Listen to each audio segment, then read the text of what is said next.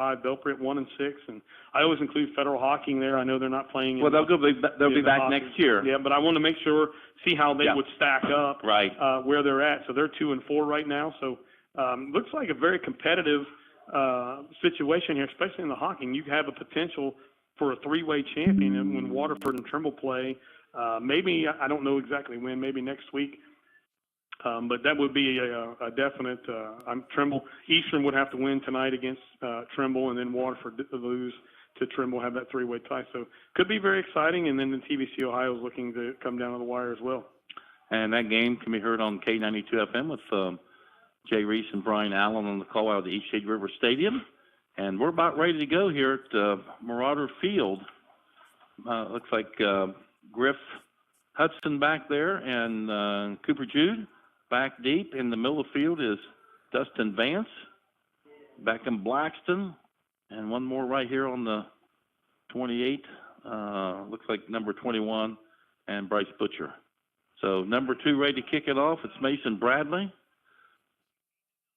Minford coming in with 1 win. Meigs with 2. Should be a dandy football game here tonight. That's going to be taken there by Bryce Butcher to 25-yard line, to 30, to the 35, all the way up to the 40 before he's brought down, and he's going to fight forward for maybe another 3 yards to the 43-yard line. So Bryce Butcher on a nice return is going to give Meigs pretty good field position. The official spot looks like it might be at the 42, I believe, Stephen. Yep, that's where they put it. Always put it on the line to start with. So here we go. So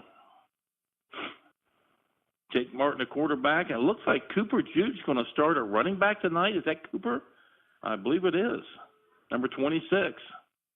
Twin receivers left and right for the Marauders. And we start out with a false start real quickly as Tyson Dugan jumps the gun. Now that right guard position. So, Stephen, I don't know if this is going to be a Murphy's Law game or not. Last week we turned it over.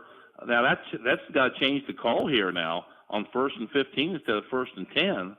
And evidently maybe it was going to be a pass play, so they're going to run the same play. Yeah, he did fire off there, so that would indicate some sort of run play. Yeah, it was, because he did fire off, didn't he? It wasn't a pass block. And they're going to give it to Cooper Jude. He got hit hard immediately there. Looks like number 2, Mason Bradley, on the tackle. And down he went. And the ball is going to be spotted at the 38-yard line. So Vance is going to go to the left side. He's going to join Isaiah Arms and Griff Hudson. Near side, Landon DeWeese back in the starting lineup tonight. So let's see if they use his speed. He's being guarded there by Ethan Morrison. And they do have a free safety in the middle of the field to help out. So definitely a pass play here on 2nd and 14. They're going to give it to Cooper Jude around the left side, and he's going to go down very quickly. So usually we have seen Wade Howard out there. So do you see Wade anywhere? Wide is on the sideline. Brogan Jenkins still hurt. 35 down here on the very end of the. Yep, I see him now. So Cooper Jude's getting a couple carries, but it's now, they've gained a couple yards, started at 1st and 15 after the false start by our right guard. And now this has got to be a pass play. And let's see if we can get the ball to DeWeese downfield maybe. Now he's going to look to the left, wide receiver screen on Griff Hudson. Down quickly he goes. Looks like and we do have was there a flag thrown there? 66. Oh, there's no 66. So there's a flag on the play, I thought. Yeah, there was. I didn't see illegal shift maybe or illegal formation or something. It was right there on the 35. Well, they surely won't. They'll take the play, I would think. Yeah, they do. Yep. So bring up 4th down, no gain. Yep, so nothing at all. And 2 running plays to Cooper Jude. We started at 1st and 15, ran twice, tried the wide receiver screen. They were ready for that, and looks like we got a ball game on our hands here tonight. There's a high snap over the head. This is a repeat of last week. Cooper Jude running the football and broke 1 tackle, needs to break 1 more, can't do it, and they're going to get the ball at the 35-yard line. Over and over and over, this team continues to basically turn the football over. It's not a turnover officially, but it should be. Turnover on downs. But I don't know who's snapping the football, but they've got strong hands. As that one way over the head of the punter, Cooper Jr., gives them the ball. Cooper did a good job. And we're going to pause for an ID right now.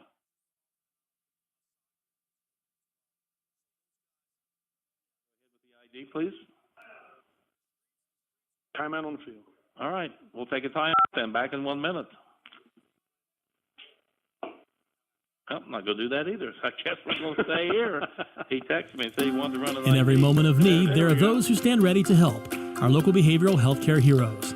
These dedicated professionals and partners work tirelessly to support our community's mental health, providing care, compassion, and hope to those who need it most. To the counselors, therapists, case managers, social workers, nurses, and all the amazing staff, we see you. Your commitment, your passion, and your endless patience make a difference every single day. To our community partners who collaborate and extend their hands in partnership, thank you for being the backbone of our shared mission. Together, you are making our community stronger, healthier, and more resilient. We're deeply grateful for all you do.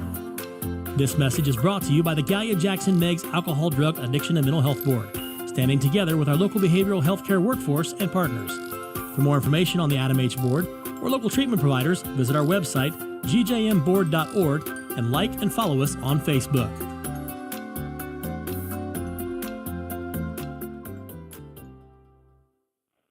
All right, welcome back. Welcome back. Welcome back. While we were gone, Glenn, the quarterback, went around the left side for a gain of 5. Now Glenn back to pass, and there's a dead ball foul. That's got to be on Minford, and it is. So Glenn was ready to throw the ball once again. I can't hear you. There you go. It's weird. I can hear you talking, but I can't hear you in my headset. Now I got you. I don't know how that got turned. So it'll be second and 10 now after the dead ball penalty. So Glenn with a 5-yard gain. That's negated by the false start. So Glenn standing at his own, or the Marauder 39-yard line. And he's back to pass again. And that one may have been Zach Goebel. Did he intercept it? They called it incomplete. Incomplete. I never did see a call, but incomplete pass. Zach Goebel, from his linebacker position, dives for the football. And that's going to bring up 3rd and 10 again. And Stephen, definitely in 4-down territory at the 33-yard line. You're not going to see a punt. No, at this point in the 1 and 6 season, you have you can just go for it. There's nothing to lose here for Minford. Just go for it here. It's going to be another pass. Single receivers left and right for the Falcons. And they're going to fake it to Bradley. Then they threw it over the head of Donahue out of bounds. That's going to bring up 4th down and 10 now for the Minford Falcons.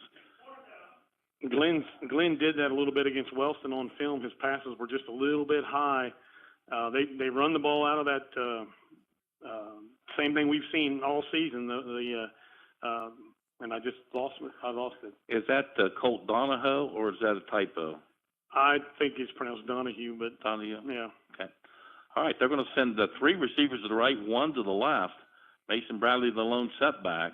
Glenn's going to roll to his right. He's got Bradley right out in front of him if he wants him, and he does not. Boy, he missed a number. It looks like Braden Goebel knocked that one down, number 15 for the Marauders, and he had his running mate, Mason Bradley, right in front of him. And, Stephen, I think if he gives that up to Bradley on about a 5-yard pass, he's going to get the first down easily. Either that, or if he takes off with it right at first, he's got a blocker and he can pick up that 10 yards. But he decided to throw it, and Marauders take over on downs on their own 33. All right, let's see if they can get something going. Now Wade Howard back in at running back. Jake Martin got Vance and DeWeese right here to the near side. He looks to the left side though on a slant to arms, and that's going to go for about 8 yards. Nice catch there. Tackle on the play by Curtis Glenn, number 3. And going to give him a gain about right at 8 yards, 2nd down and 2. Check out our Total Media video on YouTube. You can go to my Facebook page and access it there, or just go to YouTube and search Total Media Minford at Meigs, and that probably will get it. Great view, great camera. We're supplying the audio. Howard over the right side should be a first down as he had to get to the 43, and that's right where they're going to spot it. So they got the ball in the 43, the stakes at the 43, and they're going to say he's short. And I don't know how that could be, Stephen. If you look right across the field, you can see it's a first down. So I'm not going to give it to us. We're going to have to earn it here on third down. Minford's got a blitz coming, and first down and more by Howard, way down to the 47-yard line of the Falcons. And I don't know how you could not measure that, because I could see the stake over there. The head stake right at the 43, but nonetheless, we got it. Yeah, it's 10 yards for Wade. Or, I'm sorry. Yeah, Wade. And also catch us on the, we're also supplying the audio for the Meigs Huddle camera. So, go to Meigs Local School District.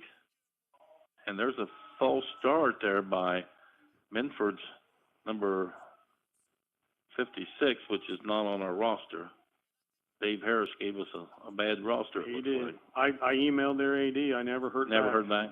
Okay. That's all we can do. I had to go with what I had. We are sorry for that, but if they won't send it, that's all we can do. Yep. Okay. So 1st and 5 now. Jake Martin back to pass. Looks to his right. Does it downfield. Boy, a nice pass. Vance has got it down to the 23-yard line, and a nice job there by Jake Martin threw a frozen rope right there. Eastern leads by a score of 7-0. Thank you, Carissa, my daughter, getting that into it. 7-0 Eastern. And that's going to be a big win for them if they can pull that off out there. And like I said, they passed for 252 or 253 last week. If that team starts throwing the ball as well as they run it, they're going to be in trouble. Yeah. And when they get in the playoffs, have a more diverse offense. That's right. Yeah, they've got a pretty good team. 1st and 10 for the Marauders. Hand off to Howard right up the gut. He's going to get down to the 20-yard line. Gain of 4 on the play. 2nd down and 6. Minford with a lot of hard hits. They're with only one win, but they're out there playing very, very hard. It's a very young team, Stephen. You said only four seniors on the team. Yeah. It is a low roster, but it'll get built back up next year, I'm sure, as they have struggled a little bit with their numbers, as a lot of teams have. 6:24 here in the first quarter here at Marauder Field. Hand off to Wade Martin over the right side. I don't know why. Okay, I'll tell you why. When I coached at Jackson, or at Athens High School with Jeff Skinner back in the late 90s, we had a really good player for the Bulldogs. His name was Wade Martin, and that's the only person I knew by the name of Wade. So, excuse me, that's Wade Howard was on the carry. 1st and 10 for the Marauders. First they get a first down. Yeah, at the 11, so they get a first down at the 1 if they don't get it in. Martin's going to keep it over the right side. He's got a pretty good hole, and it closed real quickly. Number 50, it looked like. Let's see there. Yep, number 50, Tristan Miller on the stop. And got him pretty good there before he got too many. They're going to give him a gain about 2, 2nd down and 8. But let's go back to that pass to Vance. That was really a nice throw by Jake Martin. And he does a lot better on those passes downfield than he does the ones to the wide receiver screen. Yeah, but Jake doing a nice job. Never quarterback before that I know of until the injury. Well, the injury, we had Vance back there for a few games. And this is what? Be his 3rd start? Jake's? River Valley, Nelsonville, and be 4th start. 4th start. And he throws it, and it looks like he's got Vance for the touchdown. And he does. So a nice throw, Jake Martin to Dustin Vance for the touchdown in the north end zone. North end zone touchdown. And Paulo Perelis back in. We saw Paulo out there kicking around that soccer ball in the pregame before it was real early before you got here, Stephen. He was up and down that field, so he's nice and loose, I will guarantee you. Out of the hold of Jake Martin, Paulo Perelis for the extra point. 5:02 to go here in the first quarter. That's very low, but did it make it? Yes, it did. So Paulo with the extra point. 6-7, nothing Meigs. 5:02 to go here in the first, back in 1 minute here on Fox Sports Radio. Keep your athlete in action with Holzer's Saturday morning sports injury clinics. Dr. Kelly Roush and Charles Zurenberg offer Saturday morning sports clinics at Holzer Sycamore and Gallipolis, and the Holzer Jackson Clinic on Pattonsville Road every Saturday from 8 a.m. to 10 a.m. during the fall sports season. Dr. Roush and Dr. Z have the experience to keep your athlete in action. No appointment necessary. Walk-ins are welcome. One of the best tickets in town will always be activities at our local schools. Athletic events, concerts, and plays. You can always count on an enjoyable time. Our children are the future. Let's give them all the encouragement that we can. Go to a game, hear a concert, see a play. Ohio Valley Bank. Community first. Member FDIC.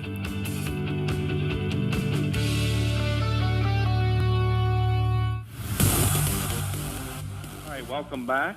Stephen, you want to recap that drive for the Marauders? Yeah, the Marauders get the football on a fourth down incompletion by Minford. Take 9 plays, go 67 yards in 3 minutes, 53 seconds. 9-yard touchdown pass from Jake Martin to Dustin Vance. Paulo with the kick, and the Marauders lead 7-0. And there was a pretty good-sized throw to Martin to Vance. And how much was that on that drive? That was, let me go back. That was a 19-yard completion. Okay, there's the kick, and he's going to be down there by Ethan Morrison at the Meigs 35-yard line.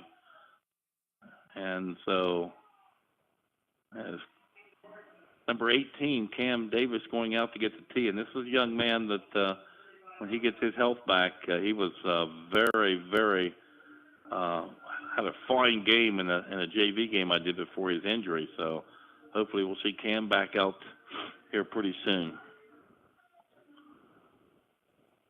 So 7-0 Marauders on the pass from Martin to Vance. Single receivers left and right for the Falcons. Glenn, the quarterback.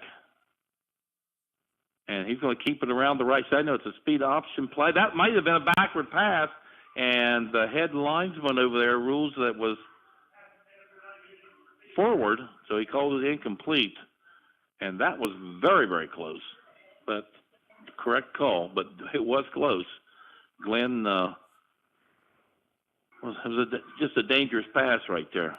That was going to be a scoop and score for the Marauders had it not been. Wide to the right is Hopper.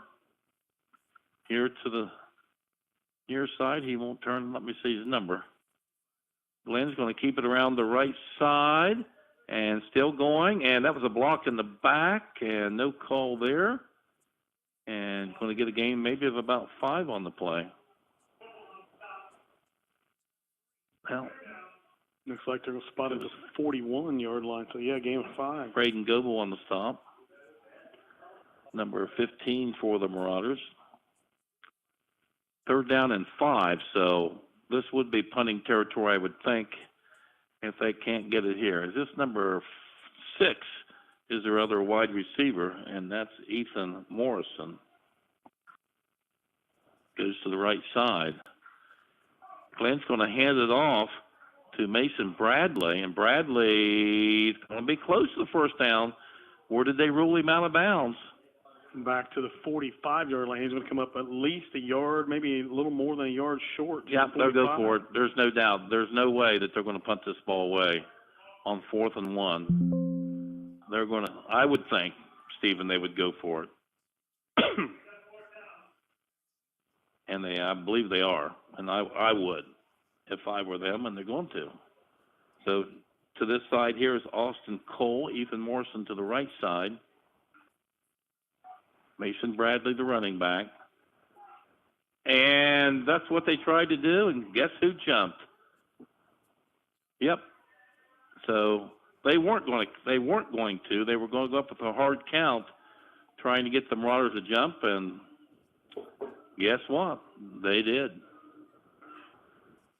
So the left side over there jumped for the Marauders, and now they got a 1st and 10, and the front stake at the 50-yard line. Those are the ball right on the 50. Glenn back to pass, looks to his left, little flare pass out here. Now Flag like there a thrown by the hold. white hat. So That it's in the could be a holding. backfield, so that would go from the line of scrimmage, Yep. and they'll probably go ahead and mark off 10, make a 1st and 20. And another signal. How many times did they hold?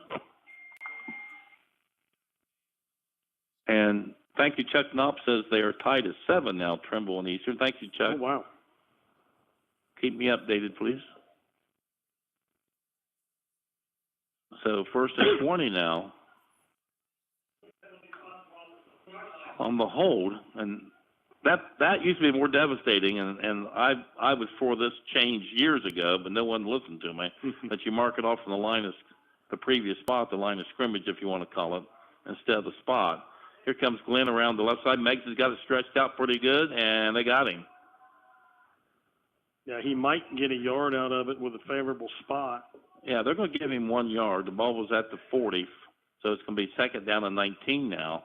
The Marauder run defense, I thought last week, and we all agreed against Athens, played really, really well. I think they played really well all year, to be honest with you, in their run defense. The Nelsonville York couldn't, they were unable to run on us. They had to go to the pass, and, of course, we're very successful one game, there. the Benton County game, where we didn't do so well, but other than that, I thought we did great. Since then we've played pretty well. And there's a blitz, but they get it off to Bradley, and he may get a 1st down out of this, and he's going to be 2 yards short.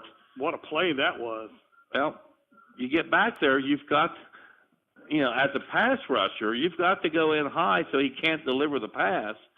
And we were all over him, except we went low on him, which allowed him to get the pass away to number 2, Mason Bradley.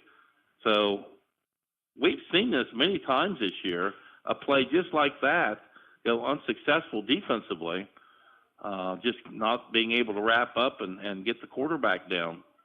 So nice play there, very nice play there by Curtis Glenn to Mason Bradley, number 2. And now it goes from 1st and 20, 2nd and 19, to 3rd and 2. Timeout Minford. Timeout Minford. We'll take one as well. Back in 1 minute here on Fox Sports.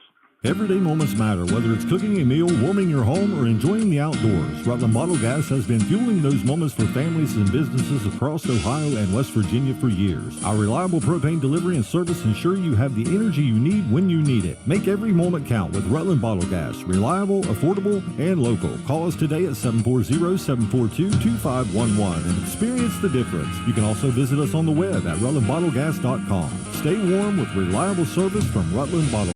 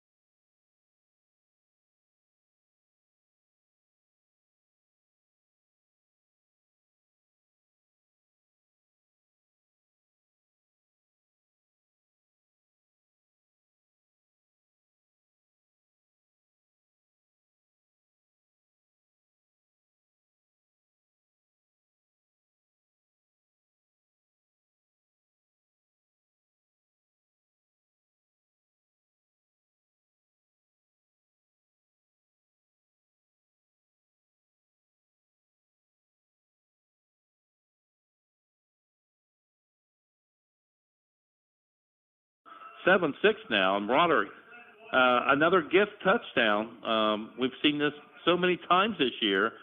Minford had the ball 1st and 10 from the Meigs 19 after a 4th and 20 run by Glenn, the 4th and goal from the 20. He runs it all the way to the 2. Meigs' first pass play was a pass play, but they were really undecided on what they were going to do, let the play clock run all the way down, and got in the hole on the punt, and Minford only had to go 19 yards. Mason Bradley for the extra point. Boy, that looks like a dandy. We're tied at 7, 3:47 to go here in the first half. We'll be back in 1 minute here on Fox Sports Radio. Transitioning from being a Marine to a civilian was very hard. I lost my purpose. I lost the drive that I had. That is a very dark and lonely place to be. It took me surrendering to myself to get the help that I needed. At my very first Wounded Warrior Project event, I met Ray Pizarro. He told me, you need to have the courage to forgive yourself for the things you've done in the past. I got it tattooed on my hand. One night, my depression kept telling me, you can end this. And just before I was about to pull the trigger, I looked down at my hand, and that's what saved my life that night. That was the beginning of my incredible journey with the Wounded Warrior Project. See how we help warriors combat stigma at woundedwarriorproject.org/combat stigma. Okay, welcome back. And was there a penalty? Looks like a penalty on the extra point, Stephen? Because it looks like a 15-yarder, and it is. No, they're kicking from power 45. There's the dead ball, personal foul, Marauders. Okay, that's what it was. So this could put the Meigs back deep in their own territory on this. It's 7-7. You want to recap that drive, Stephen? Yeah, the Minford drive, 4 plays, 19 yards, minute 58 off the clock. Curtis Glenn, a 4-yard touchdown. Mason Bradley's kick is good, and we're tied at 7. And you don't get much shorter field than that from the 19. Of course, Nelsonville had it from the 6 and from the 15, so that's pretty short also. So this, he's got a strong leg. He should kick this in the end zone. And it goes. You can't run that out. That's in the end zone. You can't run it out of the end zone. And he caught it right next to the official standing on the goal line. Yeah, he was in the end zone. So that's a weird one. But they get it out to the 20.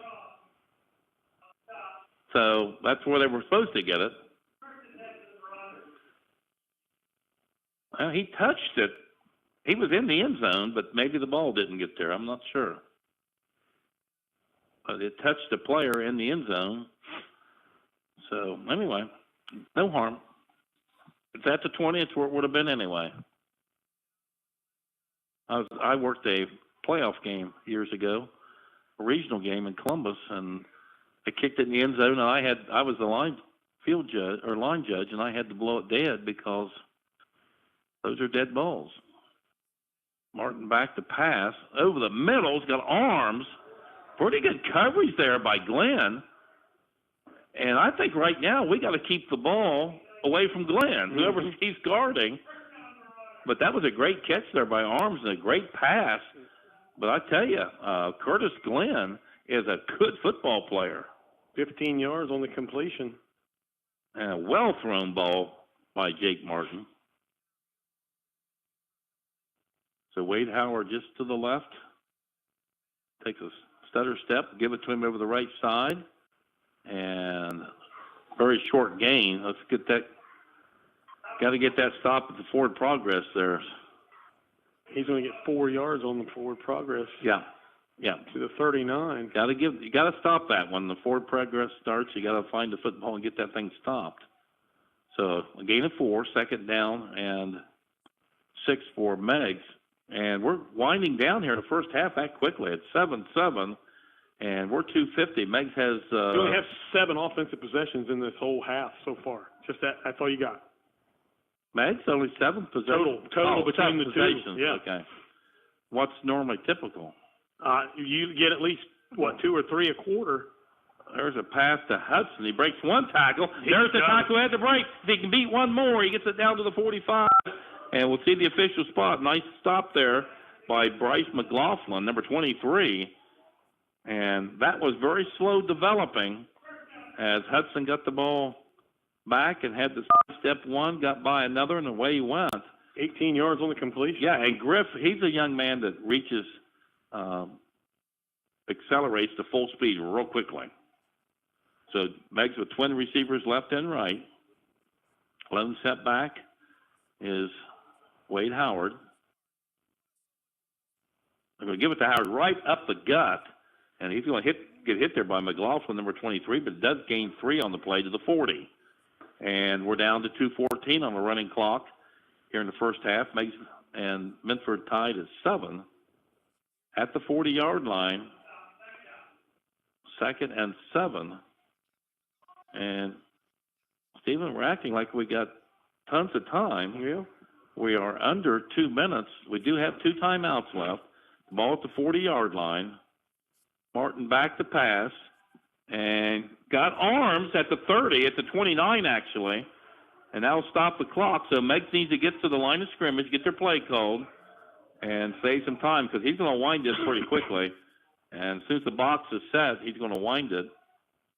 And now a timeout called, and the Marauders call a time. Let's just keep it right here for right now as we're nearing halftime, and we don't want to miss anything right here. So, Stephen, right now, surprised with the timeout because you had the clock stopped with first down, and you'd have thought the play would have been in the next play. So that is a timeout. Now that leaves Meigs with only 1 to go. And on the first down, usually you see him go up and get that play called. You're going to use some seconds, but with the 1:44 and then you still had 2 timeouts left, that would have been nothing major. The referee was going to start the clock, but he was delaying it pretty good. The box was already set. I usually wind it as soon as they set the box, and he did not. But then the official then finally called the timeout. So Meigs down to 1. Minford has 1 left also. They won't be using theirs. So Meigs has got to get the ball down the field now on a timeout. Let's see what the play call was or is. Martin back to pass, looks to his right. Everybody's covered over the middle and deflected. And DeWeese, nice play there by, I believe that's number 6, Morrison. He's not going to turn for me. Keep your eye on him. That was a nice defensive play. And I want to mention his name. That ball had some zip on it, too. Great throw by Jake Martin. Is that number 6 out there? Yes, it is. It is, yeah. So a nice defensive play by Ethan Morrison. Lead him a little bit more, and that's a touchdown. 6'3", 165. Now it's 2nd down. Does stop the clock. Howard just to the right of Martin. He's got a little flare pass, and now we got a false start. And that's amazing because the offense is supposed to know the count.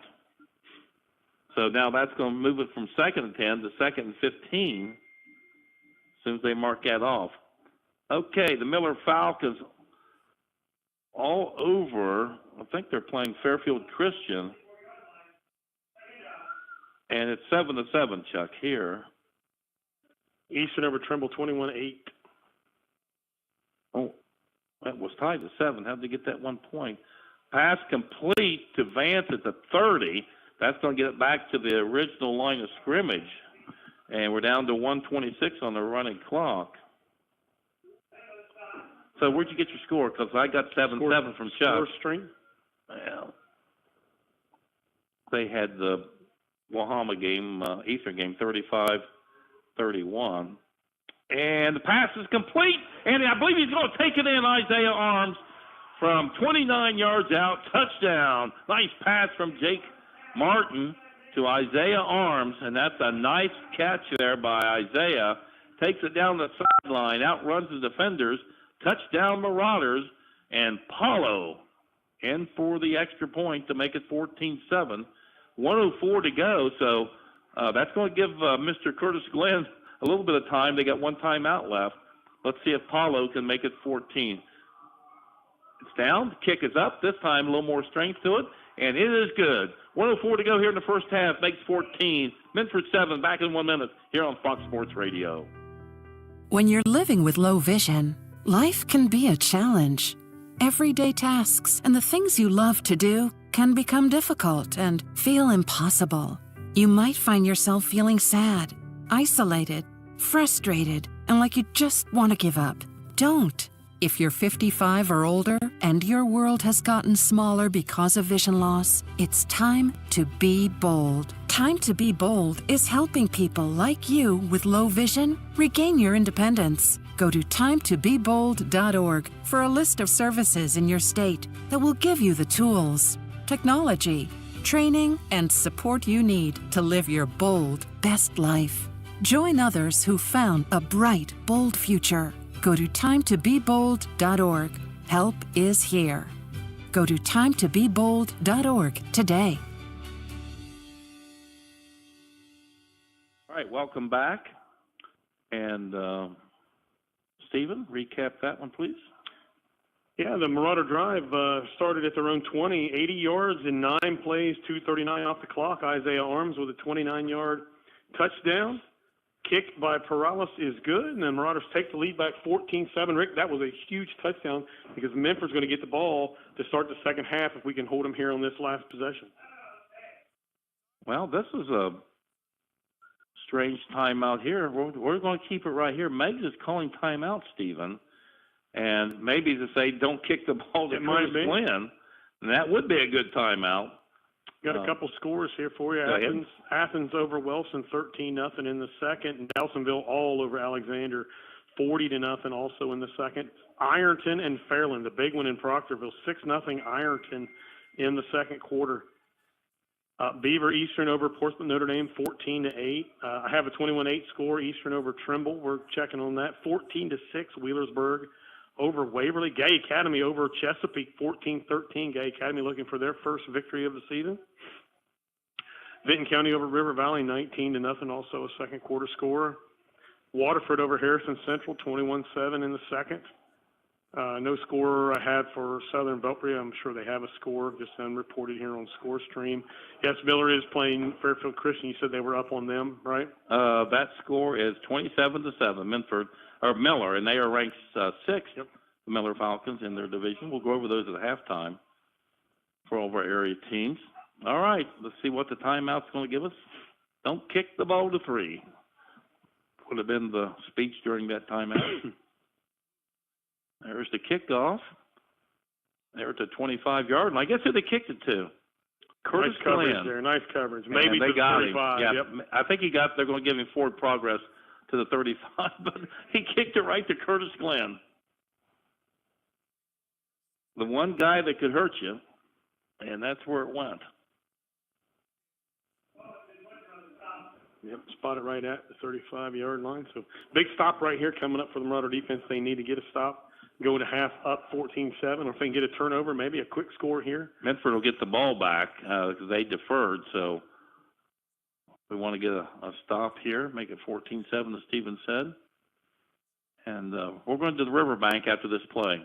And now there's this holding call, and Curtis Glenn's going to get into Meigs territory, but this is coming back. And it's got to be a hold. It's thrown there by looks like thrown there by the center judge or the referee, one of them. Yep.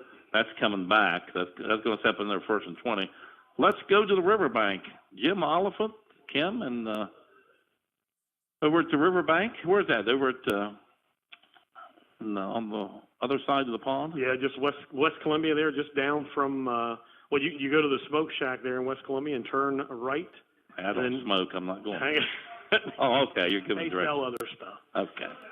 Yeah, just right there. He's got a really nice campsite right down on the end, and real nice place there tonight. A little cool. Sorry, I'm sure he's got a fire going. Sorry, I missed that, Jim. He sent that at 7:11. I'm getting so many texts here I can't keep track of them. Glenn tosses it to Bradley and tries to get around the right side, and Ian Mesker is right there. And the first guy there was Braden Goebel. And I would say if you're Minford, you don't want to make any mistakes right here. You don't have to snap it, so they shouldn't, and they're not going to. They're not going to. That's a good call there by head coach Jordan Michael. There's no reason to take a chance on that.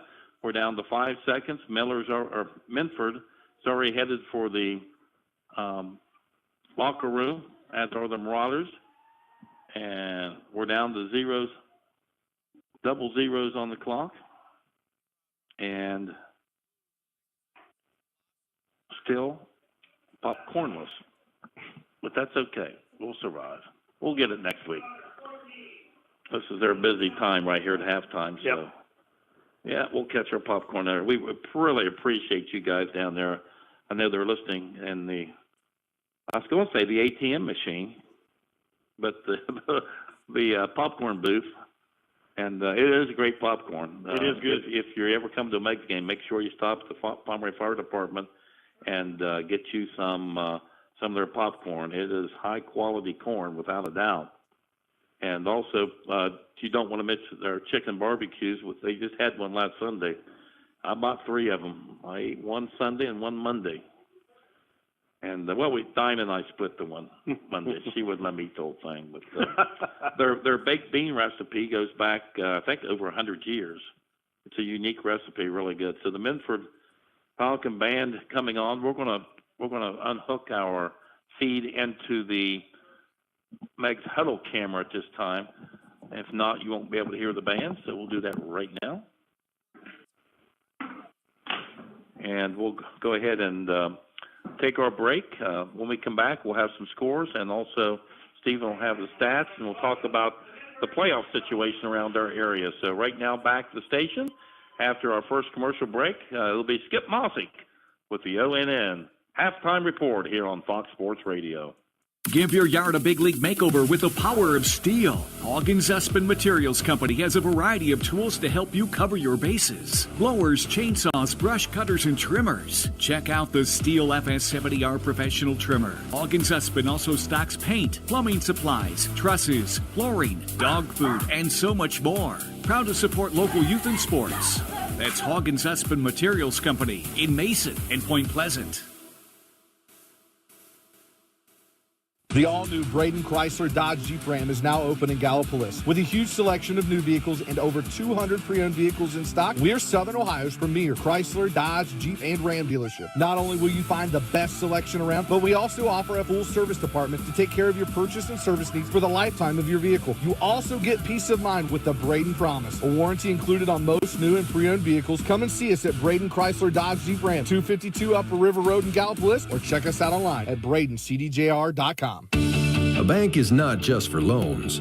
We provide all kinds of financial services. Innovative, state-of-the-art online and mobile banking technology, business banking, checking, savings, and investing. We can provide loans at some of the lowest rates possible. Stop by or give us a call. We're an equal housing lender. Ohio Valley Bank. Community first. Member FDIC.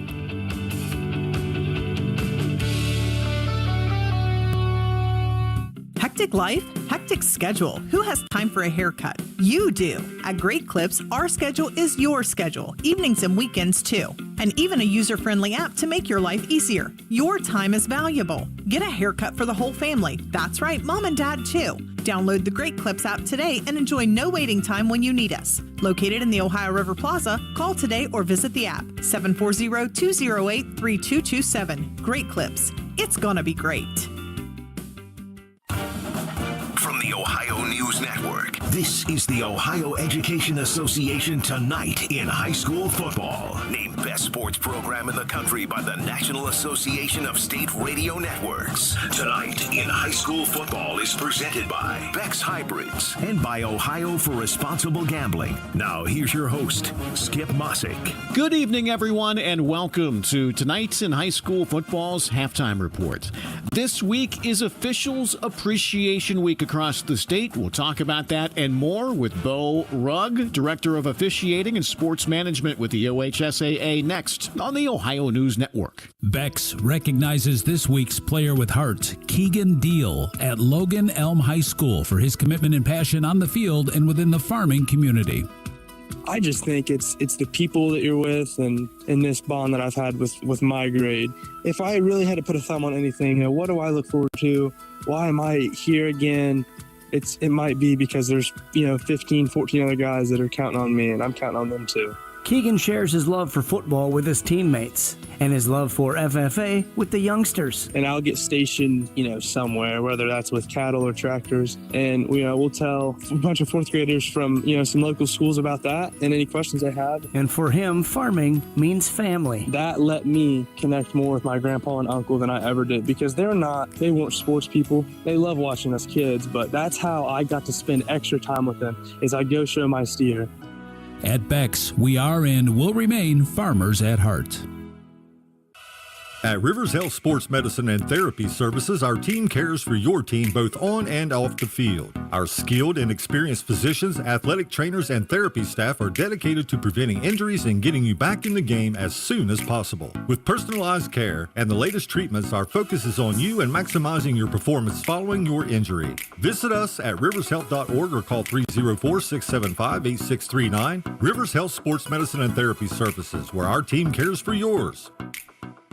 Give your yard a big league makeover with the power of steel. Hoggins Espin Materials Company has a variety of tools to help you cover your bases. Blowers, chainsaws, brush cutters, and trimmers. Check out the Steel FS70R Professional Trimmer. Hoggins Espin also stocks paint, plumbing supplies, trusses, flooring, dog food, and so much more. Proud to support local youth and sports.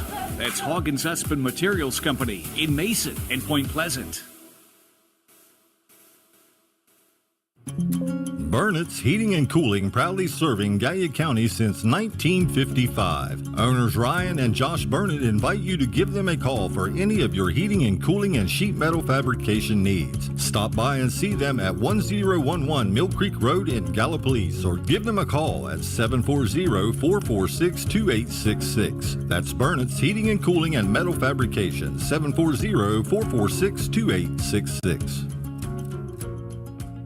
Everyday moments matter, whether it's cooking a meal, warming your home, or enjoying the outdoors. Rutland Bottle Gas has been fueling those moments for families and businesses across Ohio and West Virginia for years. Our reliable propane delivery and service ensure you have the energy you need when you need it. Make every moment count with Rutland Bottle Gas. Reliable, affordable, and local. Call us today at 740-742-2511 and experience the difference. You can also visit us on the web at rutlandbottlegas.com. Stay warm with reliable service from Rutland Bottle Gas.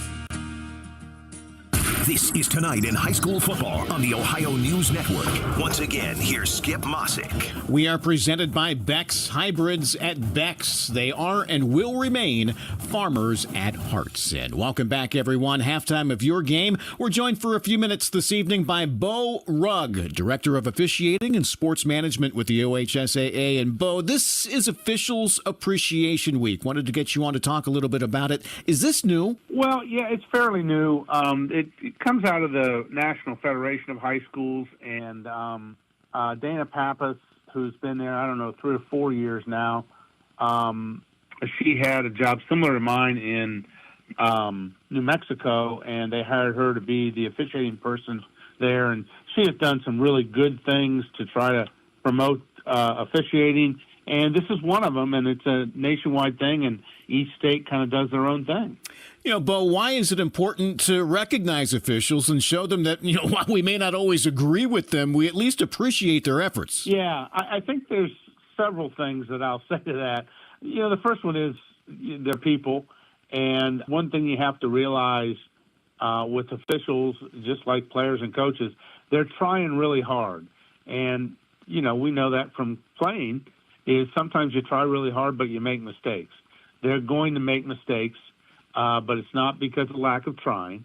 So I look at this as we're all in this together. We really need to do appreciation more to point out to people they're not the outsiders or the enemy. They're part of what we're doing, and they're just a different part of it. Well, Bo, we've talked about it before, but let everybody know about the outreach program that you have, even at the high school level, to get younger people exposed to maybe becoming an official after their playing days are over. Yeah, we really wanted to expose people that are in sports to the sport and how they can continue, because 96% of our athletes are not going to play after high school. So our schools asked us really during COVID, what can we do to help? And now we have over 60 schools that have officiating as part of their curricula. And while the benefits of getting some of these people involved aren't immediate. We know that'll bear fruit later. And so we're really excited about the program and reaching out and getting them involved in understanding what officiating is about, and some of them actually officiating. Yeah, I was going to ask you about the age ranges of when people maybe decide to become an official. I would imagine that age range is very broad. It is very broad, and really our efforts this year are going to target some of those people. I call them the 30 to 45-year-olds that their kids might be playing. They're vested in the sport. They like the sport, and their kids are done playing, and stay with it. Come officiate and stay with the sport because they're interested in the sport, and that's really what we have to do as much as anyone or as much as anything is keep people that are interested in the sport, keep them in the sport and helping in a real positive way, because I say it all the time. My mentors told me the best thing about any sport is playing it, second best thing is coaching it, and the third best thing is officiating it, and being a fan is a distant fourth. So we want to keep them involved. Well, Bo, while we had you on with us, wanted to hit you up with a football rules question. This came up in the high school segment of our Buckeye Roundtable show on Monday. Last Friday in the Tri-Valley Riverview game, a very rare free kick field goal after a punt was fair caught for Tri-Valley. This is a very old rule that I'm sure not a whole lot of people know about. Can you explain it to us? Sure. Yeah, it is a rule that's been in for forever. It was in probably other codes a long time, and they took it out of NCAA and NFL. It's a cool rule that people should use more, but nobody thinks about it. But yeah, after you fair catch a scrimmage kick, your choices are to snap the ball anywhere between the inbounds lines or free kick anywhere between the inbounds lines, and if that free kick goes to the goalpost, it scores 3 points. It is an interesting rule, not used much, and kudos to the coach that knew about it and did it. He is Bo Rugg, Director of Officiating and Sports Management with the OHSAA. Bo, we always appreciate your time. Thank you. Anytime, Skip. Thanks a lot. And we'll be back on the Ohio News Network. I'm Ohio Education Association President Scott DeMauro, and on behalf of the OEA's 120,000 members, we're proud to bring you tonight's game. Our members are the public school educators who coach your kids on and off the field because we believe in the potential of every student and their right to a high-quality public education, no exceptions.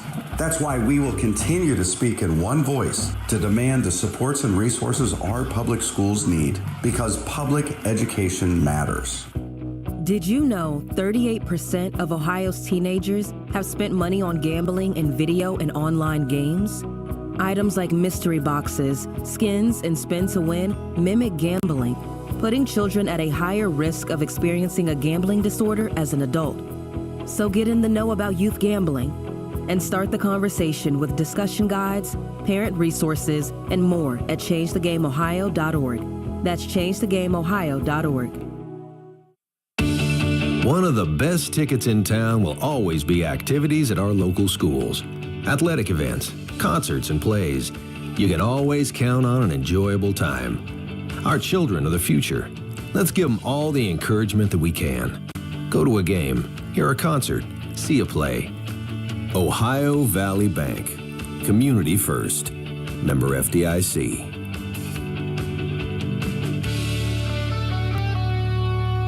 Everyday moments matter, whether it's cooking a meal, warming your home, or enjoying the outdoors. Rutland Bottle Gas has been fueling those moments for families and businesses across Ohio and West Virginia for years. Our reliable propane delivery and service ensure you have the energy you need when you need it. Make every moment count with Rutland Bottle Gas. Reliable, affordable, and local. Call us today at 740-742-2511 and experience the difference. You can also visit us on the web at rutlandbottlegas.com. Stay warm with reliable service from Rutland Bottle Gas.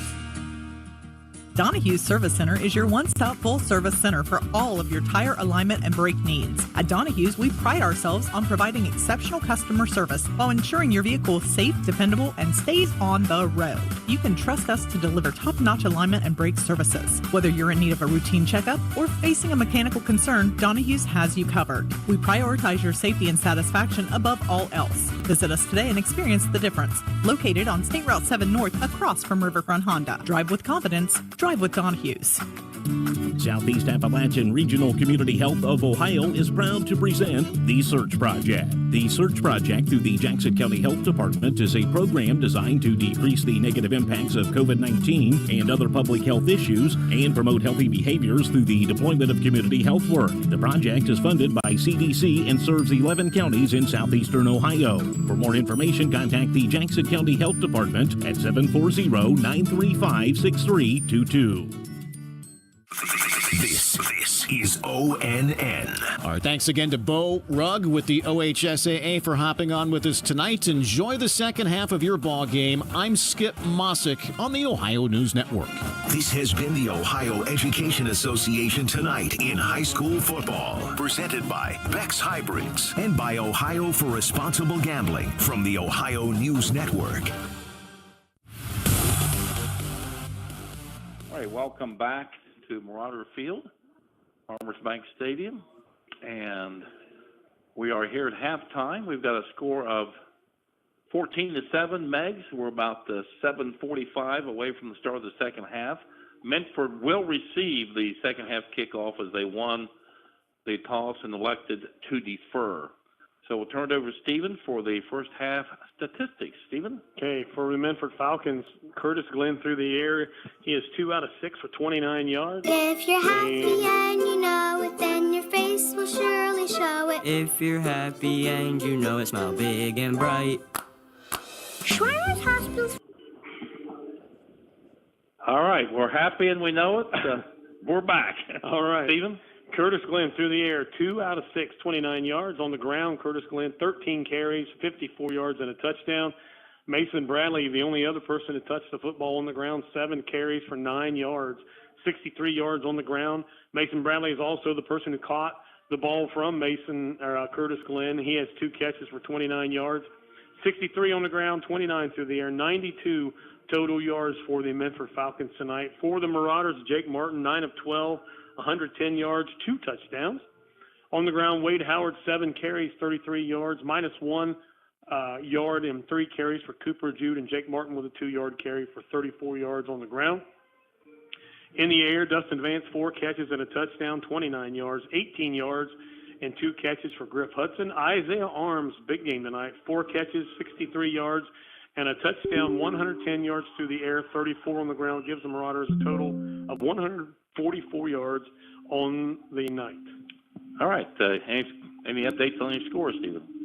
Yeah, we'll go through a couple here. Wellston and Athens at the half. Athens leads 34-0. 40-0. Nelsonville over Alexander at the half. Ironton at the half with Fairland. Good game there in Proctorville. 6-0.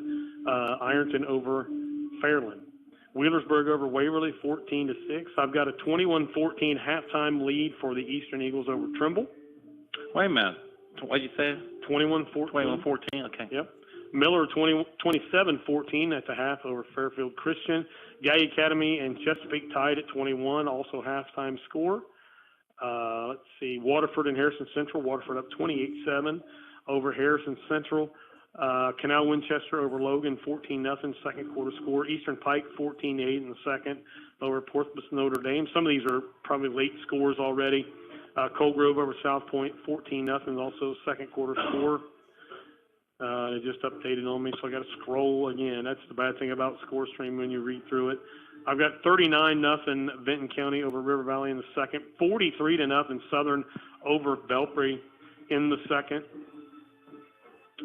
Let's see. I've got no score Federal Hockey in Manchester, and I've got no score Warren in Point Pleasant. So really good games around the area tonight. That Wellston-Athens 83rd meeting between the two. Athens starting to pull away there from the Golden Rockets in Athens.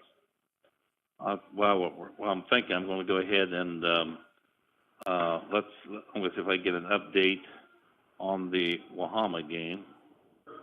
and send it to Ricky Kearns, who does stats, and sends them to me for our coaches show. And we want to remind everybody the coaches show, hosted by Mark Porter. Steve and I will be there in the morning, starting at 9 o'clock. George Fabel will be our board operator, as he is tonight. Thank you, George, for all you do. And we want to say that our computer sometimes has a mind of its own, and George does a great job of whipping that thing back into shape. So we'll be there with Coach Wilford at 9, Coach Jackson at 9:20ish, Coaches Clace and Johnson, the White Falcons, at 9:40, and around the top of the hour, Coach Yates, the Meigs Marauders. And Stephen, we've got a chance to go 4-0. And okay, here we got an update from Ricky Kearns, and Wahama is leading 28-0 at the half, as they look to go. What would that be? 6-0, 7-0. Yeah, they're 1 week behind. 7-0. Real quick, I just want to mention about the Meigs band last week. I was right. They went to Athens and Warren, did very well, qualified for state again. They go to Marietta tomorrow. It used to be called Battle of the Bands. I'm not sure what it's called now, but it's a big competition there in Marietta. And so our marching band working very hard and starting to see the fruits of their labor, so to speak, here late in the season, the competition season. They move towards the state marching finals here at the beginning of next month. All right. We've got less than 3 minutes to go, so let's take a look at.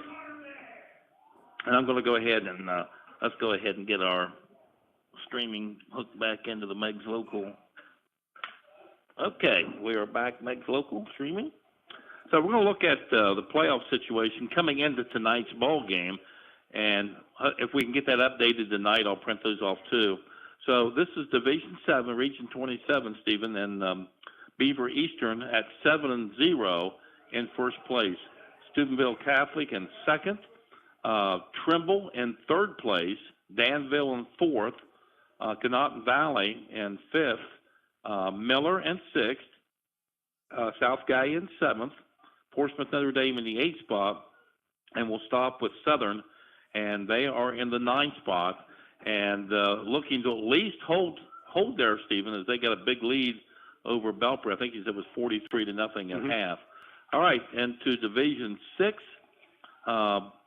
Columbus Grandview Heights in first, Guyan Northmore in second, Ridgewood in third, New Cumberstown in fourth, and then we get our first TVC team in fifth place is Waterford.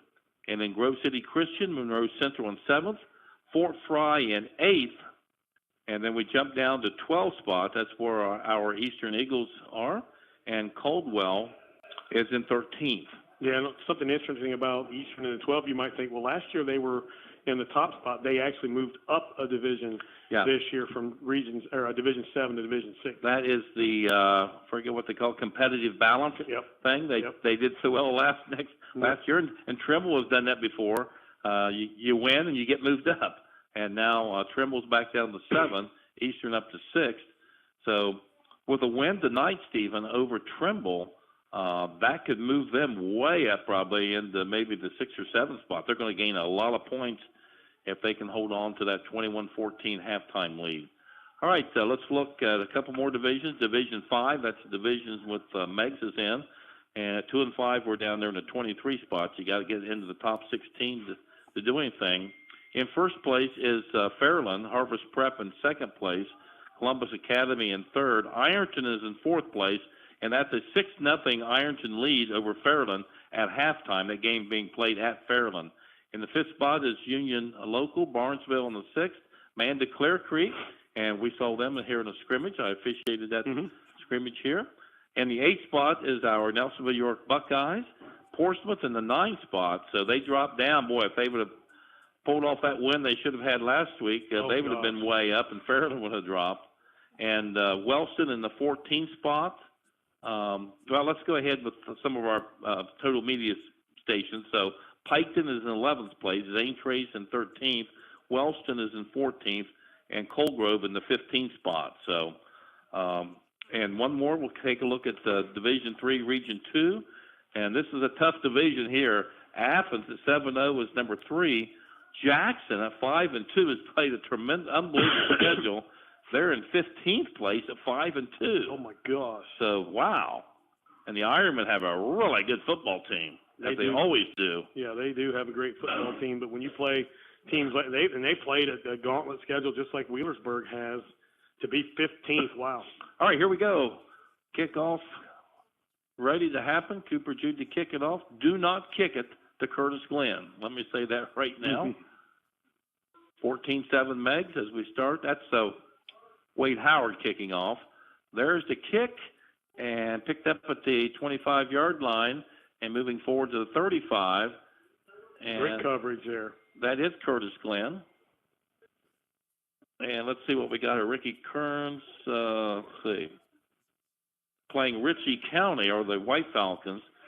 Connor Lambert, a 59-yard touchdown pass from Trey Simpkins, and a 47-yard TD run, and has returned a punt, 79 yards for a touchdown. He usually gets 6 touchdowns, and there's a guy that makes a difference in your football team. He's playing chess, and everybody else is playing checkers. That's what it brings to a football team. Yeah. That's unbelievable. All right, here's handoff to, and there's a fumble on the play. Meigs has got it. Meigs still has it, and they're going to get a short field for once. So it's going to be at the 27-yard line, it looks like. We'll see the official spot is coming. And could you see who jumped on that? I did not see. Vance was there. I want to say one of the linemen. Initially, but then the ball squirted away, and we fell on it, but I couldn't get the number. First turnover of the football game. The Marauders take over the Minford. Where they got at the 26-yard line. Stephen, we've done every game. Can you think of a ball game where we've had this field position? I can't remember any. Not to start a drive, no. Maybe a one drive against River Valley, but usually we're backed up, and we give the other team the starting position. All right, 14-7 Meigs, and nice pass. Martin out to the flats, and a gain of about 8 there. Pass complete to, I guess it's Dustin Vance. Dustin Vance, yep. Number 5. On the near side here is Griff Hudson. He's got the white arm sleeve, and pink there with Isaiah Arms. And so Vance would be the other one. He has like gold socks on, so a little bit easier for us.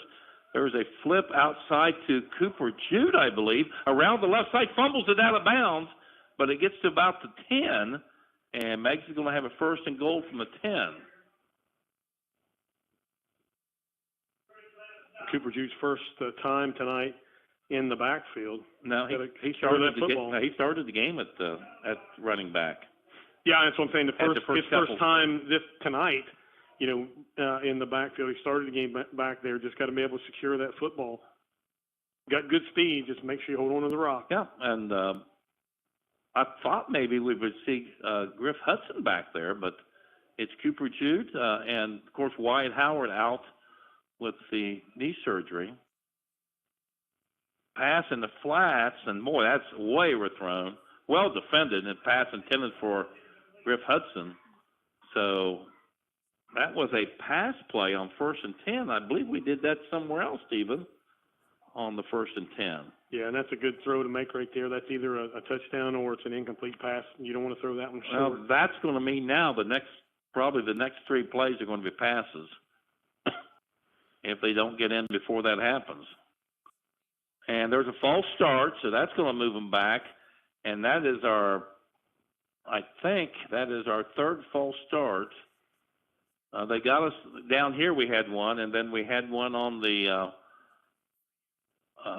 real early in the ball game.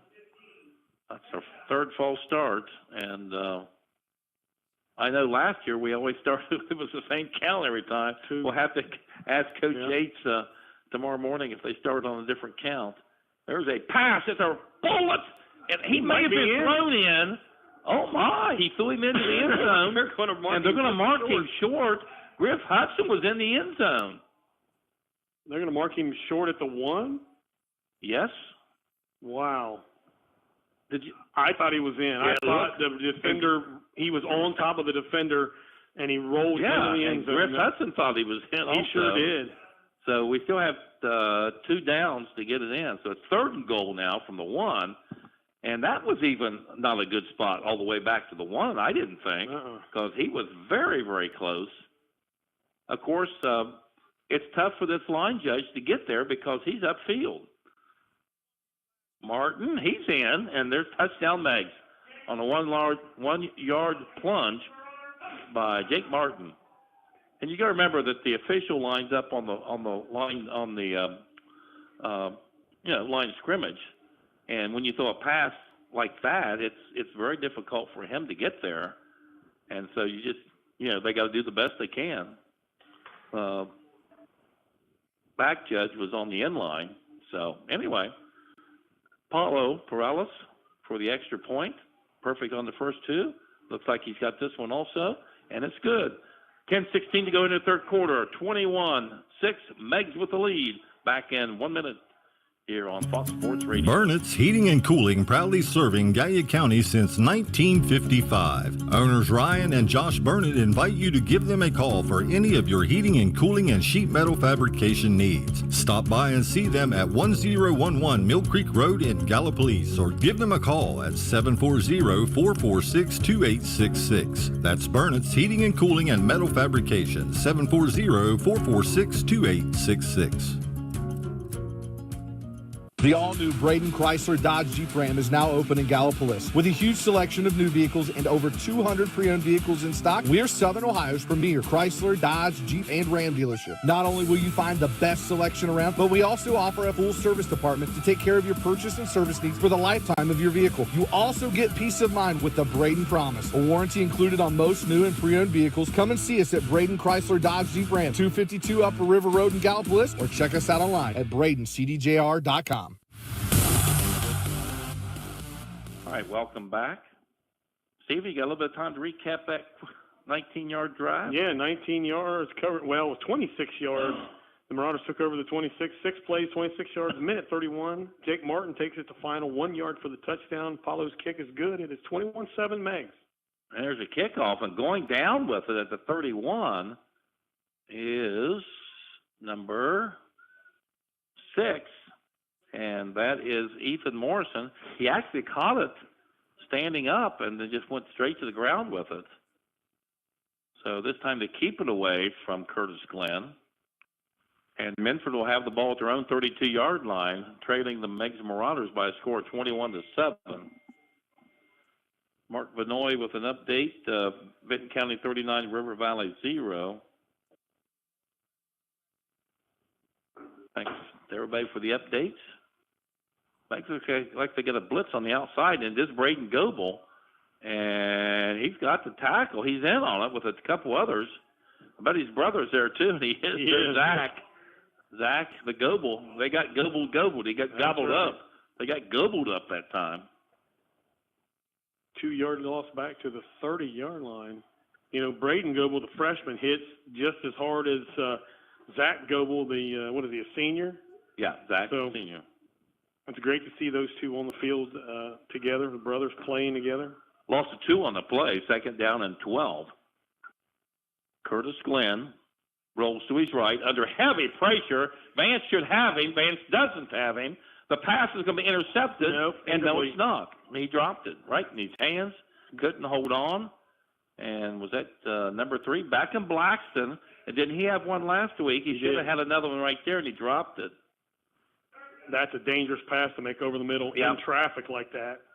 He was coming up and had to dive forward. It would have been a great catch for him, and it would have been 0 return. But Beckham was right there. He's a free safety for the Marauders, doing a really nice job. He is a hard hitter. So 3rd and 12.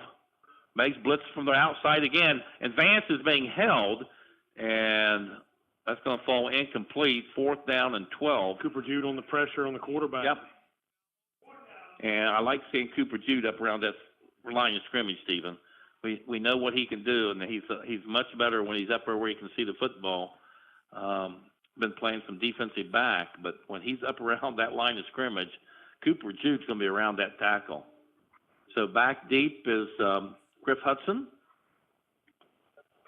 And Here is the punt, left-footed punt, and Hudson's going to take it. No, he's not. Bounced right back up to him, and down at the 40. So mishandled it, but one thing good about the turf, Stephen, sometimes you get good hops. That's right. Came right back up to him. 9:16 here in the third, 21-7. Meigs with the lead, and the football once again. And I will say this, Jake Martin's throwing some really good passes downfield. And we've got Griff Hudson and Isaiah Arms here to the near side. And Vance is now going to come to this side. And there's the coverage you want. It's one-on-one. Landon DeWeese, guarded there by Ethan Morrison. Ethan about 6'3". But let's see if he can outrun him. He's given him about 10 yards. Have to go look the other way. And downfield to Hudson. What a nice try there by Griff, and he overthrew him. Just barely. And still, I don't think DeWeese has a target yet tonight, just coming back after his injury. But it would be pretty neat to see if they run him downfield hard, if he can get by Morrison over there with that blazing speed that he has. They do have a free safety over on the left side to help with him. And another 38-yard run for a TD to start the third by Connor Lambert. Pass out to Arms here to the near side, and he's going to gain about 8 on the play. It's going to bring up third down and 2 yards to go. So Isaiah Arms doing a nice job. He's becoming a favorite receiver here from Martin. 71 yards and 5 catches and a score. And got the touchdown. So Hudson will step on the line of scrimmage, and back in the backfield in that slot position will be Arms. Vance and DeWeese to the right. Now Vance will take a step back, and then he relocates a little bit closer out there to DeWeese. That's press coverage out there. It should be open, and that's where they're going. And DeWeese, somebody caught it. Vance has it. Vance, Get it around. He's going to score. Was that Vance? Vance caught it. And why did we have 2 receivers in the same spot? That's how you do it. Put them both in the same spot. Who are you going to cover? I don't know, but he caught it. And that one, 48 yards. Well, 40. Is it 52 or 4? Yeah, 52 yards. 52 yards. Well, DeWeese did what I thought he would do. He runs a streak. They moved Vance out the last second closer to DeWeese, and they basically ran the same route down the field. It looked like the pass was intended to DeWeese, but Vance catches it, and now there is a false start. Here's where you want, if you're going to kick it, accept the penalty, decline the yardage. Now, you want to decline the yardage and just let Paulo kick it from the 10. Nope, we're going to go for 1, decline. Yep, that's a good job by Coach Yates, and that's something a lot of people don't know. You can decline the yardage, and there we go. Of course, it was a dead ball foul. Paulo kick is up, and looks good again, and it is. It's good. 8:15 to go here in the third period. Meigs 28, Minford 7. We'll be back in 1 minute here on Fox Sports Radio. In every moment of need, there are those who stand ready to help. Our local behavioral health care heroes. These dedicated professionals and partners work tirelessly to support our community's mental health, providing care, compassion, and hope to those who need it most. To the counselors, therapists, case managers, social workers, nurses, and all the amazing staff, we see you. Your commitment, your passion, and your endless patience make a difference every single day. To our community partners who collaborate and extend their hands in partnership, thank you for being the backbone of our shared mission. Together, you are making our community stronger, healthier, and more resilient. We're deeply grateful for all you do. This message is brought to you by the Gallia-Jackson Meigs Alcohol, Drug, Addiction, and Mental Health Board, standing together with our local behavioral health care workforce and partners. For more information on the Adam H. Board or local treatment providers, visit our website, gjmboard.org, and like and follow us on Facebook.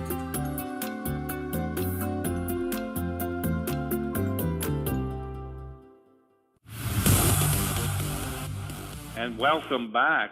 Stephen? Yeah, that Marauder drive, 3 plays covering 60 yards, a 52-yard touchdown reception. Dustin Vance from Jake Martin, and Paulo's kick is true. 28-7, the Marauders extend the lead here in the fourth. Or, sorry, the third quarter. Third period. And still doesn't know who the pass was intended to, but Vance caught it for the touch for a 52-yarder. Well, sometimes, quarterbacks throw the ball up there. It's a 50-50 ball, and you want your guy to come down with it. And he had, basically 50-50. There were two defenders and two of our guys, and Dustin Vance came down with it. Jake is really throwing the ball downfield very nicely. And back at the 19-yard line is Curtis Glenn. And good coverage there by the Marauders. Minford will have the ball at their own 32, 1st and 10. And if you really think about it, that's 11 on 10 when we kick off if Paulo's kicking because he's not running down the field. That's right. He's staying up here where I've never watched what Paulo does. He just kind of watches a little bit. That's not Paulo. That's not Paulo kicking off. That's the. Oh, that's he went out and got the. Yeah, that's right. He went out and got the tee. That kind of threw me off for a little bit. That's Howard. But that's what would happen if Paulo did kick off. He'd pick the tee up and bring it off. Exactly. And it'd be 11 on 10. Paulo's doing a great job for tonight. Glenn's going to keep it around the left side. Meigs had him once again, and this young man is very elusive. Had him in the backfield. Braden Goebel had him back there, and he got loose from him. But I really like the job that this freshman is doing, and how fun is it that you get to play varsity football with your brother. One a freshman, one a senior. Yeah. And we're going to miss Zach big time, but we've got him. Braden for 3 more years. Got more games left this year. All right. Glenn on 2nd and 4 is going to take it around the left side. Meigs trying to stretch it out, and that looked like Wade Howard there with the first contact. I saw a 5 anyway. That was 5 belonged to 15 then. There's Wade right there. It was Wade Howard on the tackle, it appeared to be. So it's 7:07 to go here in the third period, 28-7. Remind everybody on YouTube, Minford at Meigs on our Total Media YouTube channel. Go to my Facebook page and get the link there, or just search it on YouTube. Glenn's going to go down short of the first down on 3rd and 2, and they're going to give him a gain of 0 on the play. Yeah, Zach Goodwin shot through there pretty quick, whiffed at the quarterback, but it made him take a step, and he lost his footing, and he went down for no gain. David Young into the ball game, replacing Braden Goebel. So it looks like they're going to try to put some pressure on the punter, but is he going to punt the ball? No, they're offense on the field. They got to go for it. Trailing 28-7, got to. See if Meigs can get a stop on 4th and 2. And Glenn around the left side, he's got the first down and a little bit more to about the 46-yard line of Minford goes Curtis Glenn. And he'd be a great addition to any team. This young man runs the ball very, very well. And he's very tough to bring down in the open field. We've seen that many a time. Yeah, when he gets going, when he goes outside run, we've seen the Marauders susceptible to that. He gets a chunk yardage, but when he goes up the middle, we stop him for little to no gain. Scaff here is a wide receiver. They're going to go, it looks like Mason Bradley around the left side, number 2. Well, our PA man says Goebel, but we just got one Goebel out there now. Zach Goebel. I don't see. Yeah, there are 2 out there. They're both out there. Yeah, one's at the 45, one's standing right there just next to him. Okay, that probably was Zach because he's lined up on that side in the linebacker position, but both Goebels at linebacker. Back to pass, and they should have him, and he got rid of it, or they would have. And on the rush there for the Marauders, number 69, Quentin Smith, was right there. Well, I tell you, Glenn does a nice job of getting ready to football. He's hard to sack, even though I think we've got him once or twice back there. But he's been under heavy pressure a bunch here tonight, and he's done a good job of knowing the rules and out of the tackle box and can throw it anywhere you want. And if you're under heavy pressure within the tackle box, you can get rid of it. He's done a nice job of doing that. 3rd and 5. Glenn's going to keep over the left side, and this one should go for no loss. as the Marauder defense. This is going to go for a loss, I should say. A loss. And I see a number 65 getting off the bat, or David Young getting off the bottom of the pile. And David Young, a sophomore, is one of the few linemen returning next year. So it's going to be and as it was a new look this year. Mm-hmm. Yeah, so we'll have another next go-round, but there's some good ones coming. Yeah, 4th and 8. 4th and 8, Glenn back to pass. Under heavy pressure. Middle screen falls incomplete. That's looked like what it was. He had number 7 right in the middle of the field. He wasn't going anywhere. Yeah, Colt Donahue, but he couldn't get to the ball. He ran into his own player. Yeah, Meg smelled that out. They did have a blitz on, but they were looking for that one, and they had a bunch of players right there. Not sure how it wasn't intercepted, but wasn't. And Meigs will have it at the 48-yard line of Minford, and they lead it 28-7, 4:32 to go here in the third period. And let's see if we can get another one on the board. Griff Hudson will be the near wide receiver. We got trips on the right. Single coverage here on Griff. Yeah, so we may run all three of those guys to the same spot and throw it up for grabs again. It worked last time. Cooper Jude over the right side. He's going to be brought down to the 45-yard line. He's going to gain a 3, so 2nd down and 7 for the Marauders. They lead at 28-7, 4:22 on a running clock here in the third period. So the ball knows the ball right on the 45. Minford 45-yard line. Makes the alignment. It looks really nice across there. That line lined up perfectly. Griff Hudson here. The other three on the other side. Arms, Vance, and DeWeese. And Martin's going to go back to pass. He's going to look for that one-on-one. That's pass interference. And there's a flag. Yep, and that's the flag. It will be 15 yards from the previous spot. Going to take it down to the 30-yard line. 1st and 10 for the Marauders at the 30 is where we're going. And that was an easy call, and we had the line judge and the back judge, simultaneous yellow flag. That was an easy call. Griff had him beat, but the thing that got the interference was it was underthrown, and Griff was coming back for it, and the defender for Minford didn't turn around, so that's going to go down to the 30. It's a 15-yard penalty. Enough for the first down. Down to the 30. Keep going. Keep going. Now stop right there, and he did.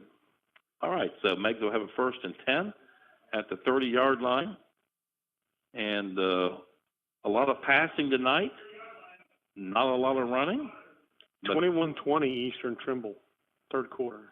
Eastern with the lead? Yeah. And well, there could be an extra point coming. Trimble's been going for 2 because it was 8 there a while ago, so they've missed their 2-point conversion. There's a pass out in the flats to Cooper Jude, I believe, yes. Yep. And he's going to get it down to about the 18-yard line. 17-yard line. Now, that was a backward pass, too, so that's going to be a run. That's going to be a run for Cooper Jude, yep. Yep. So where they spot him at the 17? 17. 17-yard line, 1st and 10. So this is a good place to be because you can get your first down to 7. You don't have that 1st and goal from a 10. So let's see if the Marauders can get down. DeWeese and Vance are talking things over on the right side. And we've seen Mike pass the ball on 1st down. And they're going to do it again, and he's going to throw it out, and that's misjudged. Almost. Even though Vance should have caught it, there was contact out there by Ethan Morrison, but yeah, I think it was a good no call. Yeah. Yeah, I like the call. It was a bump, but I think it was initiated more by Vance trying to locate the football. So that's a good call, and very nice coverage there by Ethan Morrison. So that's 2nd and 10 now. And went for all of it there. Griff Hudson and Isaiah Arms. His Arms had, what did you say, 6 catches, I believe? Yep, and a score. And a score. Wide receiver screen to DeWeese. Let's see if he can put on the afterburners and can't get through that one guy on that play. You've got to break one tackle or get through it or get around him. Unable to, so that's going to bring up 3rd down now. And let's see. We got about 6, it looks like. Yep, 3rd and 6 now for the Marauders. And if they don't get it, do we see Paulo for an FG? He's been kicking unbelievable. So, yeah, he made 24-yard field goal at Vinton County. I don't know why you wouldn't try it here. Well, let's see what happens here first. Now look into the sideline, and there it goes down. So this is going to be a rush play. We're down to 2 seconds on the play clock. 1, they just barely got it off. Martin throws it up for grabs, and there it was again, indecisive on the play calling, way late, and Martin just got rid of it. So are they thinking Paulo? Where's the ball spotted? Be a 30-yarder. They're going to send him out. And they're sending Paulo out for a 30-yard field goal. Now, his first kick just barely got there. It was good. His last kick had a little more on it. He takes a real small approach. It's really short.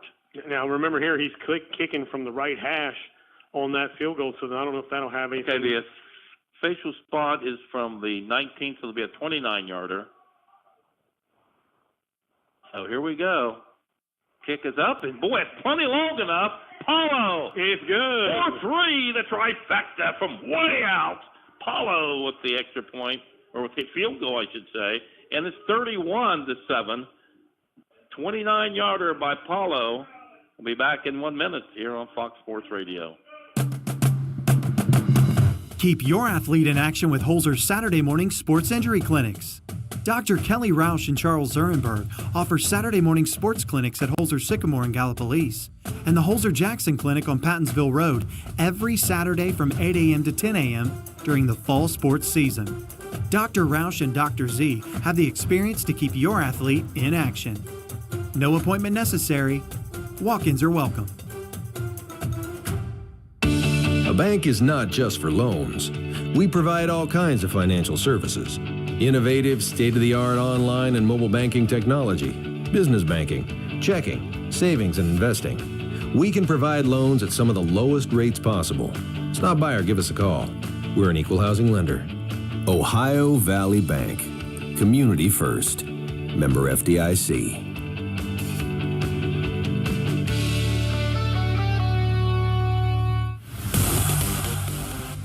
All right, welcome back. Stephen? Yeah, Marauder Drive took 4:26 off the clock, covered 29 yards with 29-yard field goal by Paulo Perales, pushed the lead now 31-7 over the Minford Falcons here in the third. And Paulo with the kick, and there he is. He is back there. Oh, here he comes. Here comes Paulo. Here, and there's a penalty flag. Block in the back or a hold on Minford. We got a Marauder down here at the 40. And we can't afford any injuries. It was a hold against Minford, so that'll bounce them up in their starting position. He's jumping up. He's okay. And it is Beckham Blackston, and it appears to be fine.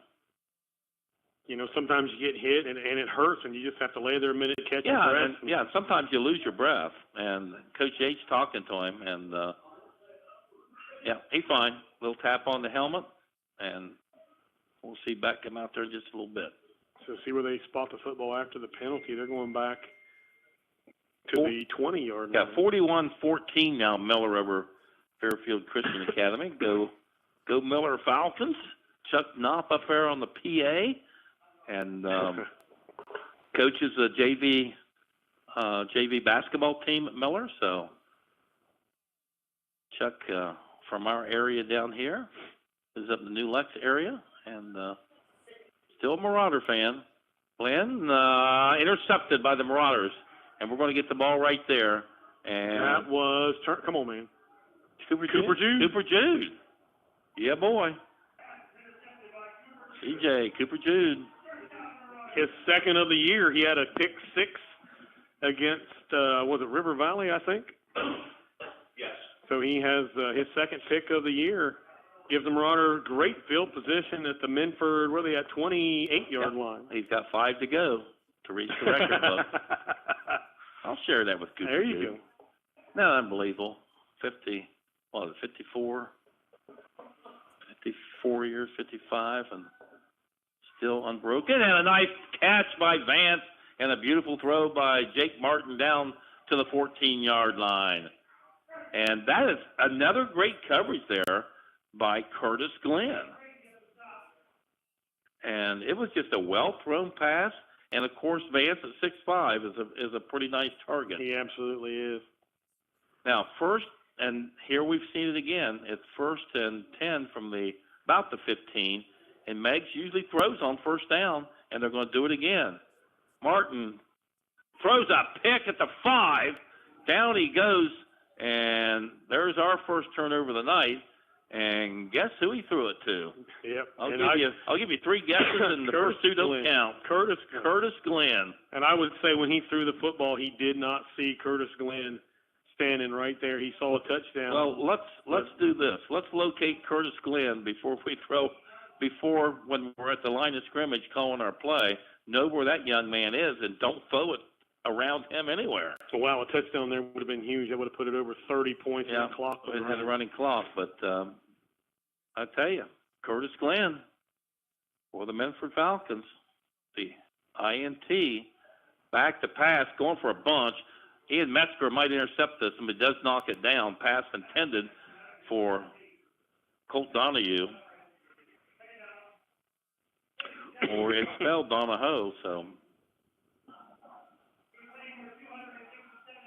Colt Donahue, intended receiver.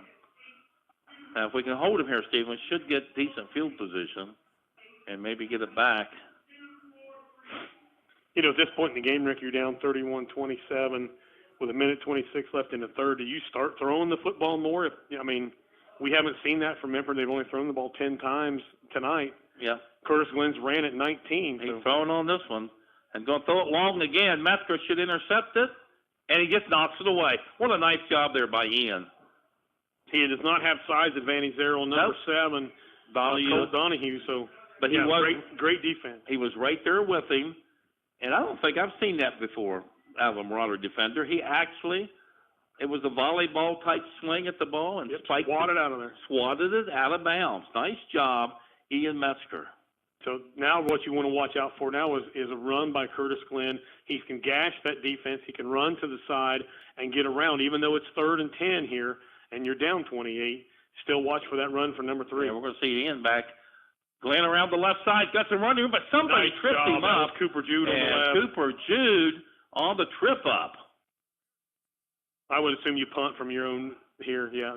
We're down to 1 minute to go here in the third quarter of play. Meigs leads at 31-7. And it looks like, they got to kick it away. So Meigs with Griff Hudson back here. Cooper Jude's going to be in the short spot at the 30-yard line. 43 seconds to go. Here's the punt. And if it hits, oh, my goodness. Oh, what a catch. I'm not sure why. Not sure why, but he now, I will give him credit. If he lets that go, it probably scampers another 10, 15 yards. So, but he was a little deep. But he could have muffed it just the same. So what happened was a line drive kick, and Griff Hudson come in and took it on the short hop, diving forward for the ball, and he captured it. So no harm, no foul. And like you say, Stephen, that ball would have rolled probably down to the 30. Absolutely. Meigs has got the ball at the Minford 43, so great job there by Griff Hudson. What a play. So 1st and 10 for the Marauders. In motion. They're going to give that to him on the jet sweep. And then a reverse, and Hudson's got it on the double reverse. And that play is going to go backwards. But now, a face pass for 15. Yep. A 15-yarder, so we're going to get the yards back. You know, they've got a jet sweep in the books for DeWeese, and they haven't run it yet. And, of course, DeWeese, with that speed, if he can get around the corner, he's gone. But there was a defender there, and I don't know how he got it to Hudson, Stephen. That ball should have been batted away for it could have fumble. Been. Yeah, and then you wouldn't have this penalty because we would have been scampering for the football back here. That would have been a fumble, and they could have recovered. Very dangerous play. And play clock's not on, so it looks like we can let this clock run out and go to the 4th. Yeah. And it looks like we're going to get one more play in here, going towards the south end zone. And we need this right here, Stephen. So into the third period, and I'm looking for my. Oh, there it is. So it was on the 28-yard line. Where they spotted Well, whatever it says up there. I know. I'm looking here where they're spotting 26. it. 26. Yep. Got to go by what's on the clock. I got you. So this is what? South? What is it? 26 south. Yep. Okay, we'll see if we got a 26 south on here. And 26 south, still looking. Well, Brian found one. 26 south. I just wonder if there was a 28 south, that if they would have just held the ball, then they would have won, but then they didn't. They ran 2 yards, got 2 yards. So. Ryan goes by what's on the board. And 26 south. Well, he sees something I don't. There it is, right there. Larry Hunt. 26 he's south. here. He's here today. Yeah. So all right. There's our two winners. Was there a 28 south on there? Did somebody have 28 south? I don't know. Anyway, our end of the first period winner of $200 was 31 South, Dr. Kelly Rouse, and 26 South, Larry Hunt, with the win of $200. And our last week's winner, Deborah King, was 7 South, and she donated, Coach H told me this morning, donated half to the football team and half back, half to the band. So we thank Deborah for that donation back. Meigs with the ball at the 26. Quick toss to Wade Howard. He goes down quickly at about the 22 maybe, as we're into the fourth period now. 8:55, quick ball game.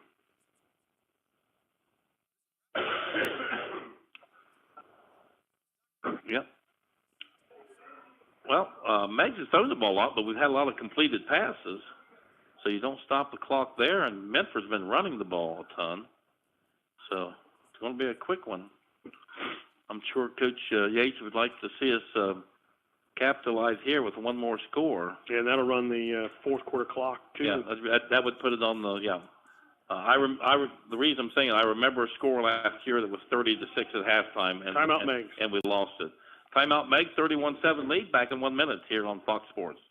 Give your yard a big league makeover with the power of steel. Hoggins Espin Materials Company has a variety of tools to help you cover your bases. Blowers, chainsaws, brush cutters, and trimmers. Check out the Steel FS70R Professional Trimmer. Hoggins Espin also stocks paint, plumbing supplies, trusses, flooring, dog food, and so much more. Proud to support local youth and sports. That's Hoggins Espin Materials Company in Mason and Point Pleasant. At Rivers Health Sports Medicine and Therapy Services, our team cares for your team both on and off the field. Our skilled and experienced physicians, athletic trainers, and therapy staff are dedicated to preventing injuries and getting you back in the game as soon as possible. With personalized care and the latest treatments, our focus is on you and maximizing your performance following your injury. Visit us at rivershealth.org or call 304-675-8639. Rivers Health Sports Medicine and Therapy Services, where our team cares for yours. All right, welcome back, and just as we are coming back, Minford called a timeout, but we'll keep it right here. We can run through some scores here real quick. Okay. Jackson pulling away from Miami Trace, 36-21. That was a close game early in the ball game. Jackson pulling away there. Wheelersburg over Waverly, 28-6, also in the fourth quarter. Ironton putting it to the Fairland Dragons, 35-0. That's a fourth quarter score. Vinton County, 39-0 over River Valley in the fourth. Waterford over Harrison Central, 35-7. Athens over Wellston, 41-0. That's a third quarter score. Eastern Pike over Notre Dame, 28-8. And it just updated on me again, but we are ready for some action. All righty. So we are ready to go. Meigs with the ball at the Minford 22. Quick toss to Cooper Jude around the left side. Going to outrun somebody. And here comes a flag. Now, this one's going to have to go against us. Holding against the Marauders, yep. Holding, and he's holding up a bunch of fingers. He is. Had to be somebody on the outside. Yeah. Well, where Cooper was running, I didn't see anybody. So it had to have occurred inside of Cooper Jude. And let's see, they're going to mark it off from the 17.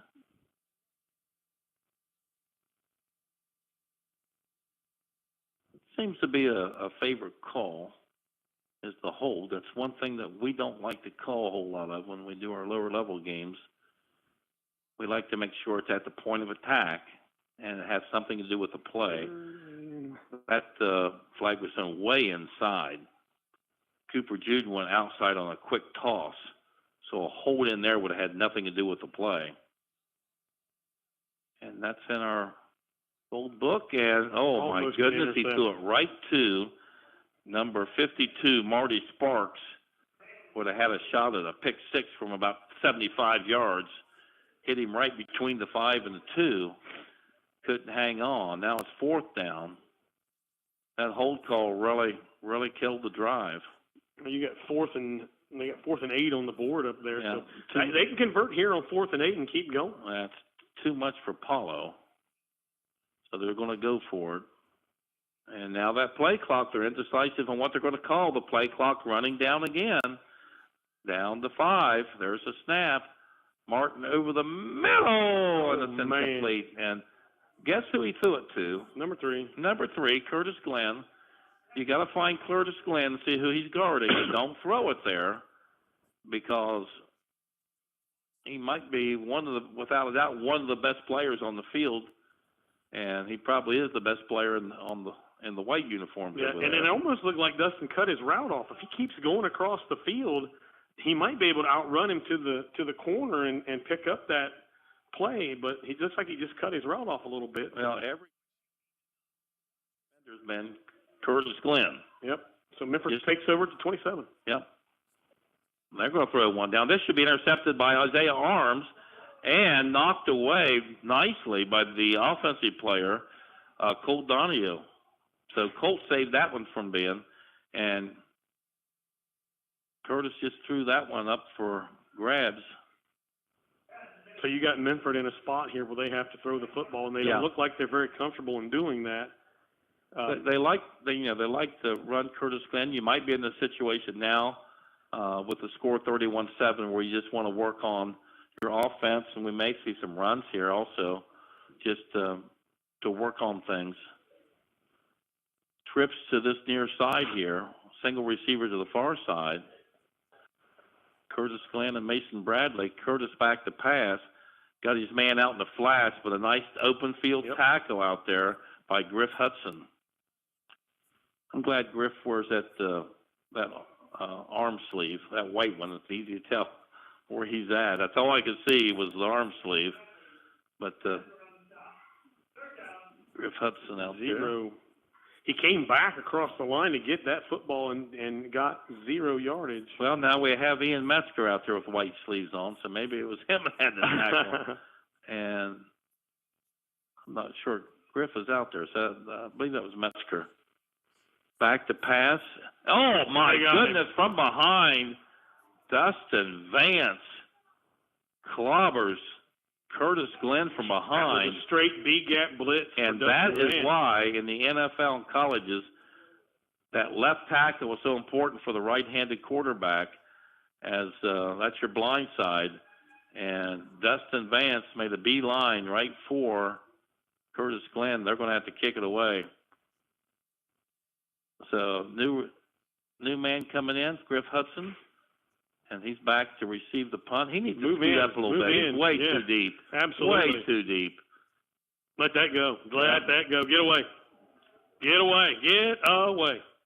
See, and that's where it rolled. Yep. Still not bad field position there at the 42. Now, yeah, Griff's got to come up some because you catch that on the run out there in the flats, and you got a lot of yards, but just way too deep. But nonetheless, Meigs football with 9 minutes and 1 second to go. And I know they'd like to run down and get another score and just work on some things. Last couple, one was the 29-yard field goal by Paulo Perales, and then a 4 and out. And they've kind of struggled here offensively here in the last few possessions. So got Wilson coming in next week, and these are going to be similar scores. Handoff to Wade Howard, a gain of 2 up to the 45. And it's looking like the deficit in the Wellston game. Wellston won by 23. Meigs has got a 24-point lead. So we'll see what happens. This one, we're going to go ahead and chalk this one up for the Marauders, but still 8 minutes to go in the ball game. They lead it 31-7, and here's a pass out in the flats to Landon DeWeese. He's going to be run out of bounds at the Minford. Well, he's out of bounds, so you got to stop the clock. He didn't stop the clock. Well, that's a little strange, but yeah, it's not a running clock. So third reception. Yeah, 3rd down and 3, we'll call it. Maybe closer to 2. And once again, we're late getting the play in. Jake Martin calling, and he's got the ball. He's going to hand it off. And good call there. There goes Howard to the 39-yard line. 1st down, Marauders. Great blocking there by the right side of that Marauder offensive line. 10 yards on the carry for Wade. Yeah. Nice run, nice blocking, and Wade hit that Drive full speed, didn't he? Yeah, he did. He did hit that with great speed.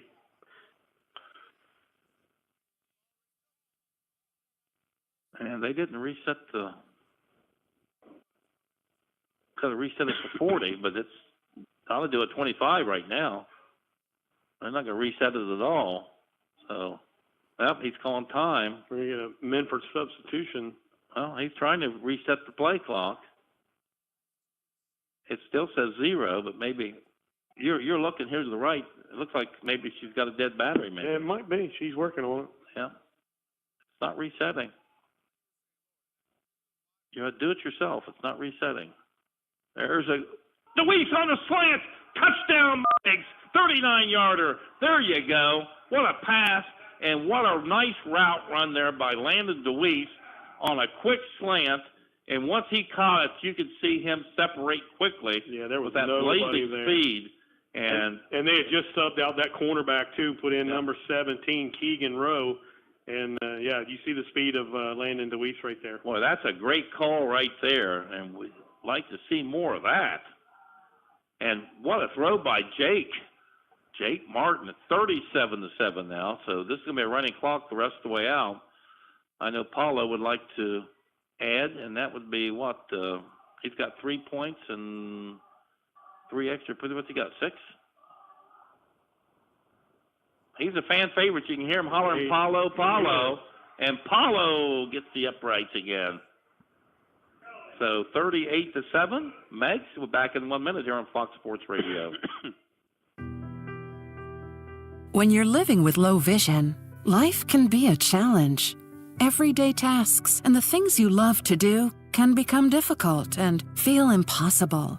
You might find yourself feeling sad, isolated, frustrated, and like you just want to give up. Don't.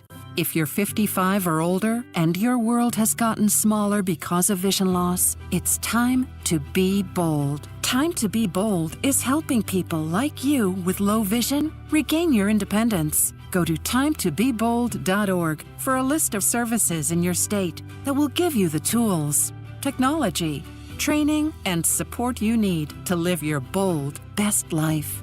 Join others who found a bright, bold future. Go to timetobebold.org. Help is here. Go to timetobebold.org today. All right, we are back. Stephen? Yeah, Marauder Drive took 4 plays, covered 57 yards, right? Started at their own 43-yard line. Yep, 57 yards. Landon DeWeese, 39-yard touchdown from Jake Martin. Paralysis kick is good. The Marauders lead 38-7. On a running clock, and Paulo to kick it off. I got to watch Paulo again. He's waiting on you, Paulo. You better kick it. He's already blew the ready for play whistle because he's already wound the clock. He's going to get a delay game. And they're at see. He muffed the ball, did Glenn, and going to turn the corner and still on his feet, finally run out of bounds. And all those yellow things were bean bags.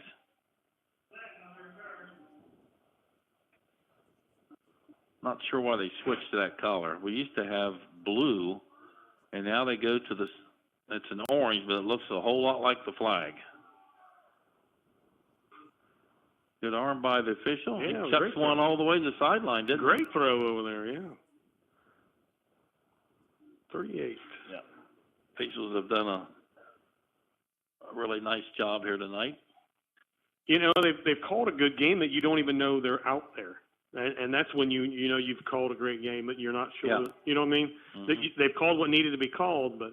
Flare pass out here to Donahue, and he's got some running room. And Hudson as well as Beckham Blackston on the tackle.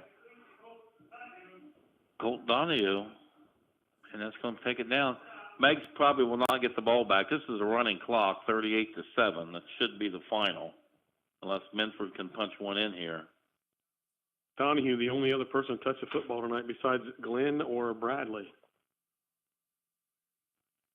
And this time they're going to give it to number 23, Bryce McLaughlin, on the carry over the right side. And if you're just interested, I always like comparison scores. At Wellston defeated Minford 37-14. We got one more point and have held them to one less score, so I don't mean anything for next week, probably not, but it's interesting. And there goes McLaughlin again, and he's going to be brought down there by Wade Howard on the tackle.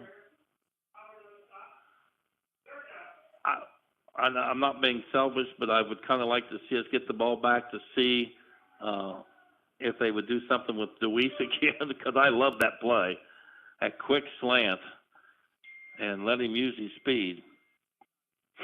Well, if they score here, that takes the running clock off, but there's only 3.5 left in the ball game. Yep. There's a fake by Glenn. He's going to keep the ball for the first down. The clock will continue to go. What's our last? Chuck wants to know the last update. 35. We got a marauder down here about the 33-yard line.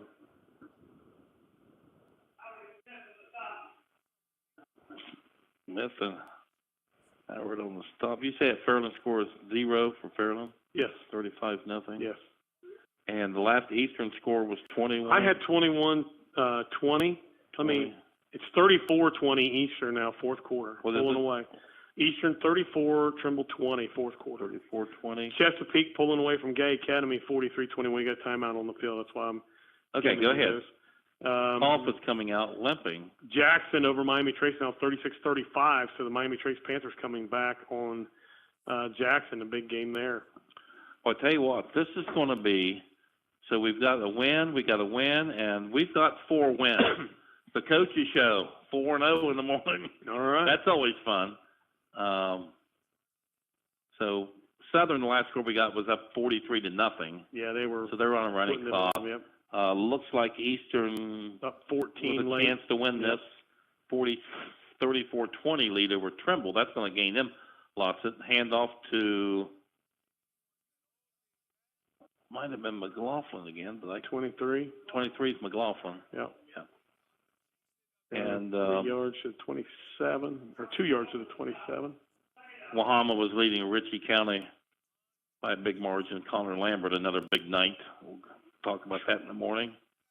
And Donahue is going downfield. And now look at this little dance back there for Vance. Got to get rid of it. Vance can't get him, and he throws it. And that ball might have been caught, and it might be enough for the first down. It's really close, yeah. He should spot that ball, and he threw it in, and that is a mistake. If that was a close game, he would have got graded lowly on that. They're giving him the first down. Yeah, well, he got to now, but he was 19. He was short and should have marked it, but it really doesn't matter with the score the way it is. But you're still in a huge ball game. You don't want to do that. Make sure you know where you're at and get that ball spotted there. Glenn is going to keep it around the left side. Oh, my goodness. Who was that? And Mr. Goebel. Is that Zach Goebel there? Zach Goebel, and he's slow to get up, but he will get up. He'll get up. Yeah, he'll get up. Yep, that was Zach. And, boy, I don't know what that felt like, but it hurt from up here. Oh, boy. Zach Goebel is as good a hitter as anyone around. Minute 30 left on the clock. He is listed at 6'2", 235,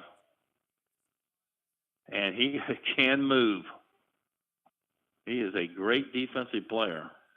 2nd 10 for Minford. Down to $1:15 left. Glenn's going to throw this enough grab. This should be intercepted, and I believe it is. It is. Griff Hudson with the ball. Griff Hudson, and that's going to be a touchback. So Meigs is going to get the ball at the 20. And this is a change of possessions. As clock continues to run, Meigs may get it one play off. They may not. This is a new rule this year. So the clock keeps going. On the change of possession. That was one of the times it stopped last year. Look at the officials just taking their good old time. They're going to let it get below 40. Watch him. Watch him. You can see the referee. Let it get before 40. It's below 40 now, 38 seconds. We don't have our game, our play clock, or game clock, play clock's not working. So they don't have to run a play. He just told them. So they're just going to stand there.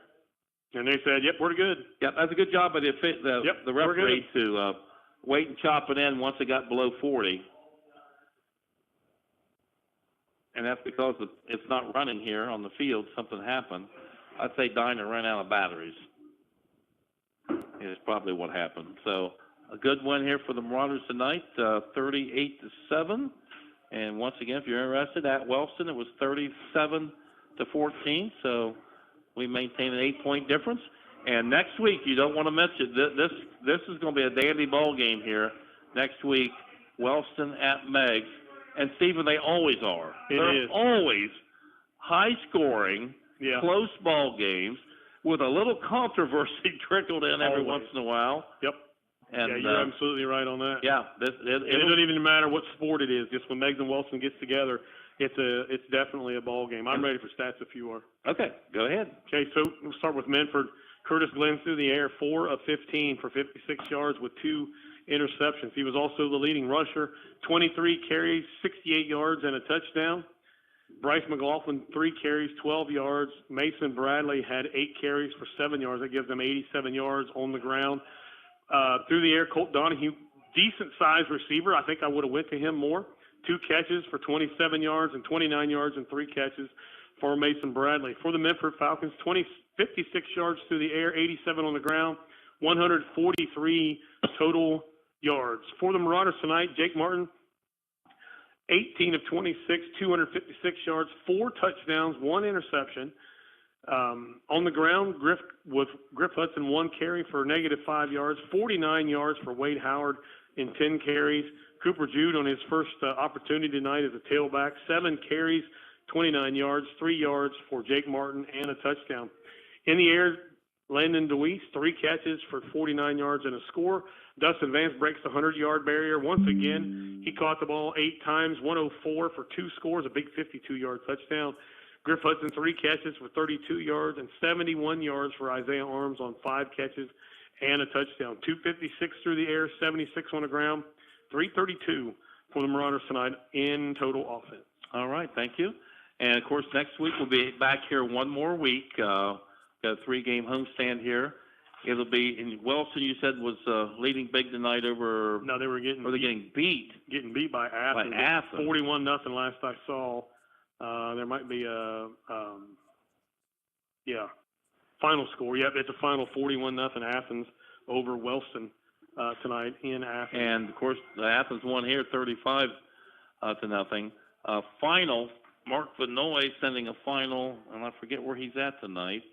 Benton County 39. That was the halftime score. Final score: Benton County 39 and River Valley 0. Ironton defeats Fairland 41-7 or 41-0. Wellston coming in next week will be coming in at 5-3. Meg's goal, Stephen, is to win the next 2, get to 5-5, and maybe sneak in to a 16 or 15 spot. Who knows? They're currently at 23. Points tonight, not going to get many. A one win, but a win no, next but week. A win is a good thing to have. Yeah, a you're win right. next week would be good. Absolutely. I don't know if it'll be enough or not to move us up into that spot, but big game next week for the Marauders, I think, because you want to, if you can win those final three at the end of the season, go 5-5. Missing your starting quarterback since game 1.5. Exactly, and that would be a great season for us, I think, at 5-5. And it could have been a little bit better, but Jake Martin stepping in, and Stephen, I think he's just gaining more and more and more confidence as it progresses. Because remember, Dustin Vance was the substitute for Gunnar Cleveland for a few games before. Jake got moved into that spot, and Dustin back at a wide receiver where he's a lot more comfortable, and Jake just gets better and better and better. And what he's better at is where I like to see the ball go, downfield. And that quick slant to DeWeese for the touchdown, I think it was 39-yarder. That was a thing of beauty because when he cut in the middle field, he just outran everybody. Yeah, you're right. And, of course, Vance went over 100 yards tonight, so Welson's going to have to come out. They're going to have to be able to defend the pass. We went to those wide receiver screens a lot less tonight than we have. They threw the ball down the field, and I think that's where we are really dangerous. Isaiah Arms tonight with a few big catches. And Welston likes to run the football out of the quarterback position just like Minford did with Johnny Scott. And if we can take and play that same style of defense, maybe contain on the end a little bit, because that might be where we get gashed. We rush the end so much that they just run around us. So if we can take care of that, could be a good ball game next week. Well, we've been our run defense has been tough the last few games, and they played very well. We know they played very well at Nelsonville. They had Nelsonville. York had to pass the ball, and that's where they hurt us. And then Athens did not run the ball well against us last week. Yep. And tonight again, Curtis Glenn had some runs, but all in all, the defense had several plays for losses. And what did you say Minford's total run defense was, or run offense was? Oh, I wish I kept that up okay, there. That's fine. But it wasn't much. Okay. Real quick here from Chief Miller. He wanted to know if we would plug his annual food drive tomorrow from 9 a.m. to 1 p.m. But the holiday is just around the corner. Families in the community need our help, and they need your help. Join the Pomeroy Firemen's Association and Palace Food Fair as they stock the shelves at the Meigs Cooperative Parish during the 11th annual Feeding Our Friends food drive. Purchase non-perishable food items such as canned veggies, fruits, soups, canned meats, peanut butter, mac and cheese, all that stuff. During your shopping, place them in the totes outside the Firemen's Association. Members, all donations taken to the Meigs Cooperative Parish. They're also accepting monetary donations. All donations go to the food pantry for the purchase of canned hams, holiday food bags. Checks be made payable to the Meigs Cooperative Parish. Awesome thing that the firemen do for us. We enjoy what they do here and bringing us popcorn. Of course, they haven't the last couple of weeks. No big deal. You still got next week. But we do appreciate. We want to remind them, though. We have popcorn for That's 2 right. weeks. And this is our last week. Next week, 87 yards they had rushing to get any popcorn. That's right. Last week. That's right. And so we're looking forward to that. And it's great popcorn. Great popcorn. Yeah. If you're at a game, you got to make sure you stop by and get some popcorn. So that'll do it for our broadcast tonight. We want to thank Corbin and his crew up on top. Total Media Video. It's on YouTube. If you want to rewatch the game, it'll be there. It's a great camera view. I watched it. And awesome. we weren't synced up last week. We were about 30 seconds behind, but supposed to get it synced up tonight. And we want to thank Corbin and his helper up there for being here for 2 weeks in a row. Maybe they'll be here next week with us. We sure do welcome them back. Once again, our final score from Marauder Field and Farmers Bank Stadium. The Meigs Marauders picks up win number 3 on the season. They win it over the Minford Falcons by a score of 38-7. For my good buddy back at the station, George Fowle, Stephen Wood here on caller with me. I'm Rick Ash. God bless you and have a great tomorrow. Burnett's Heating and Cooling, proudly serving Gallia County since 1955. Owners Ryan and Josh Burnett invite you to give them a call for any of your heating and cooling and sheet metal fabrication needs. Stop by and see them at 1011 Mill Creek Road in Gallipolis, or give them a call at 740-446-2866. That's Burnett's Heating and Cooling and Metal Fabrication, 740-446-2866. Give your yard a big league makeover with the power of steel. Hoggins Espin Materials Company has a variety of tools to help you cover your bases. Blowers, chainsaws, brush cutters, and trimmers. Check out the Steel FS70R Professional Trimmer. Hoggins Espin also stocks paint, plumbing supplies, trusses, flooring, dog food, and so much more. Proud to support local youth and sports.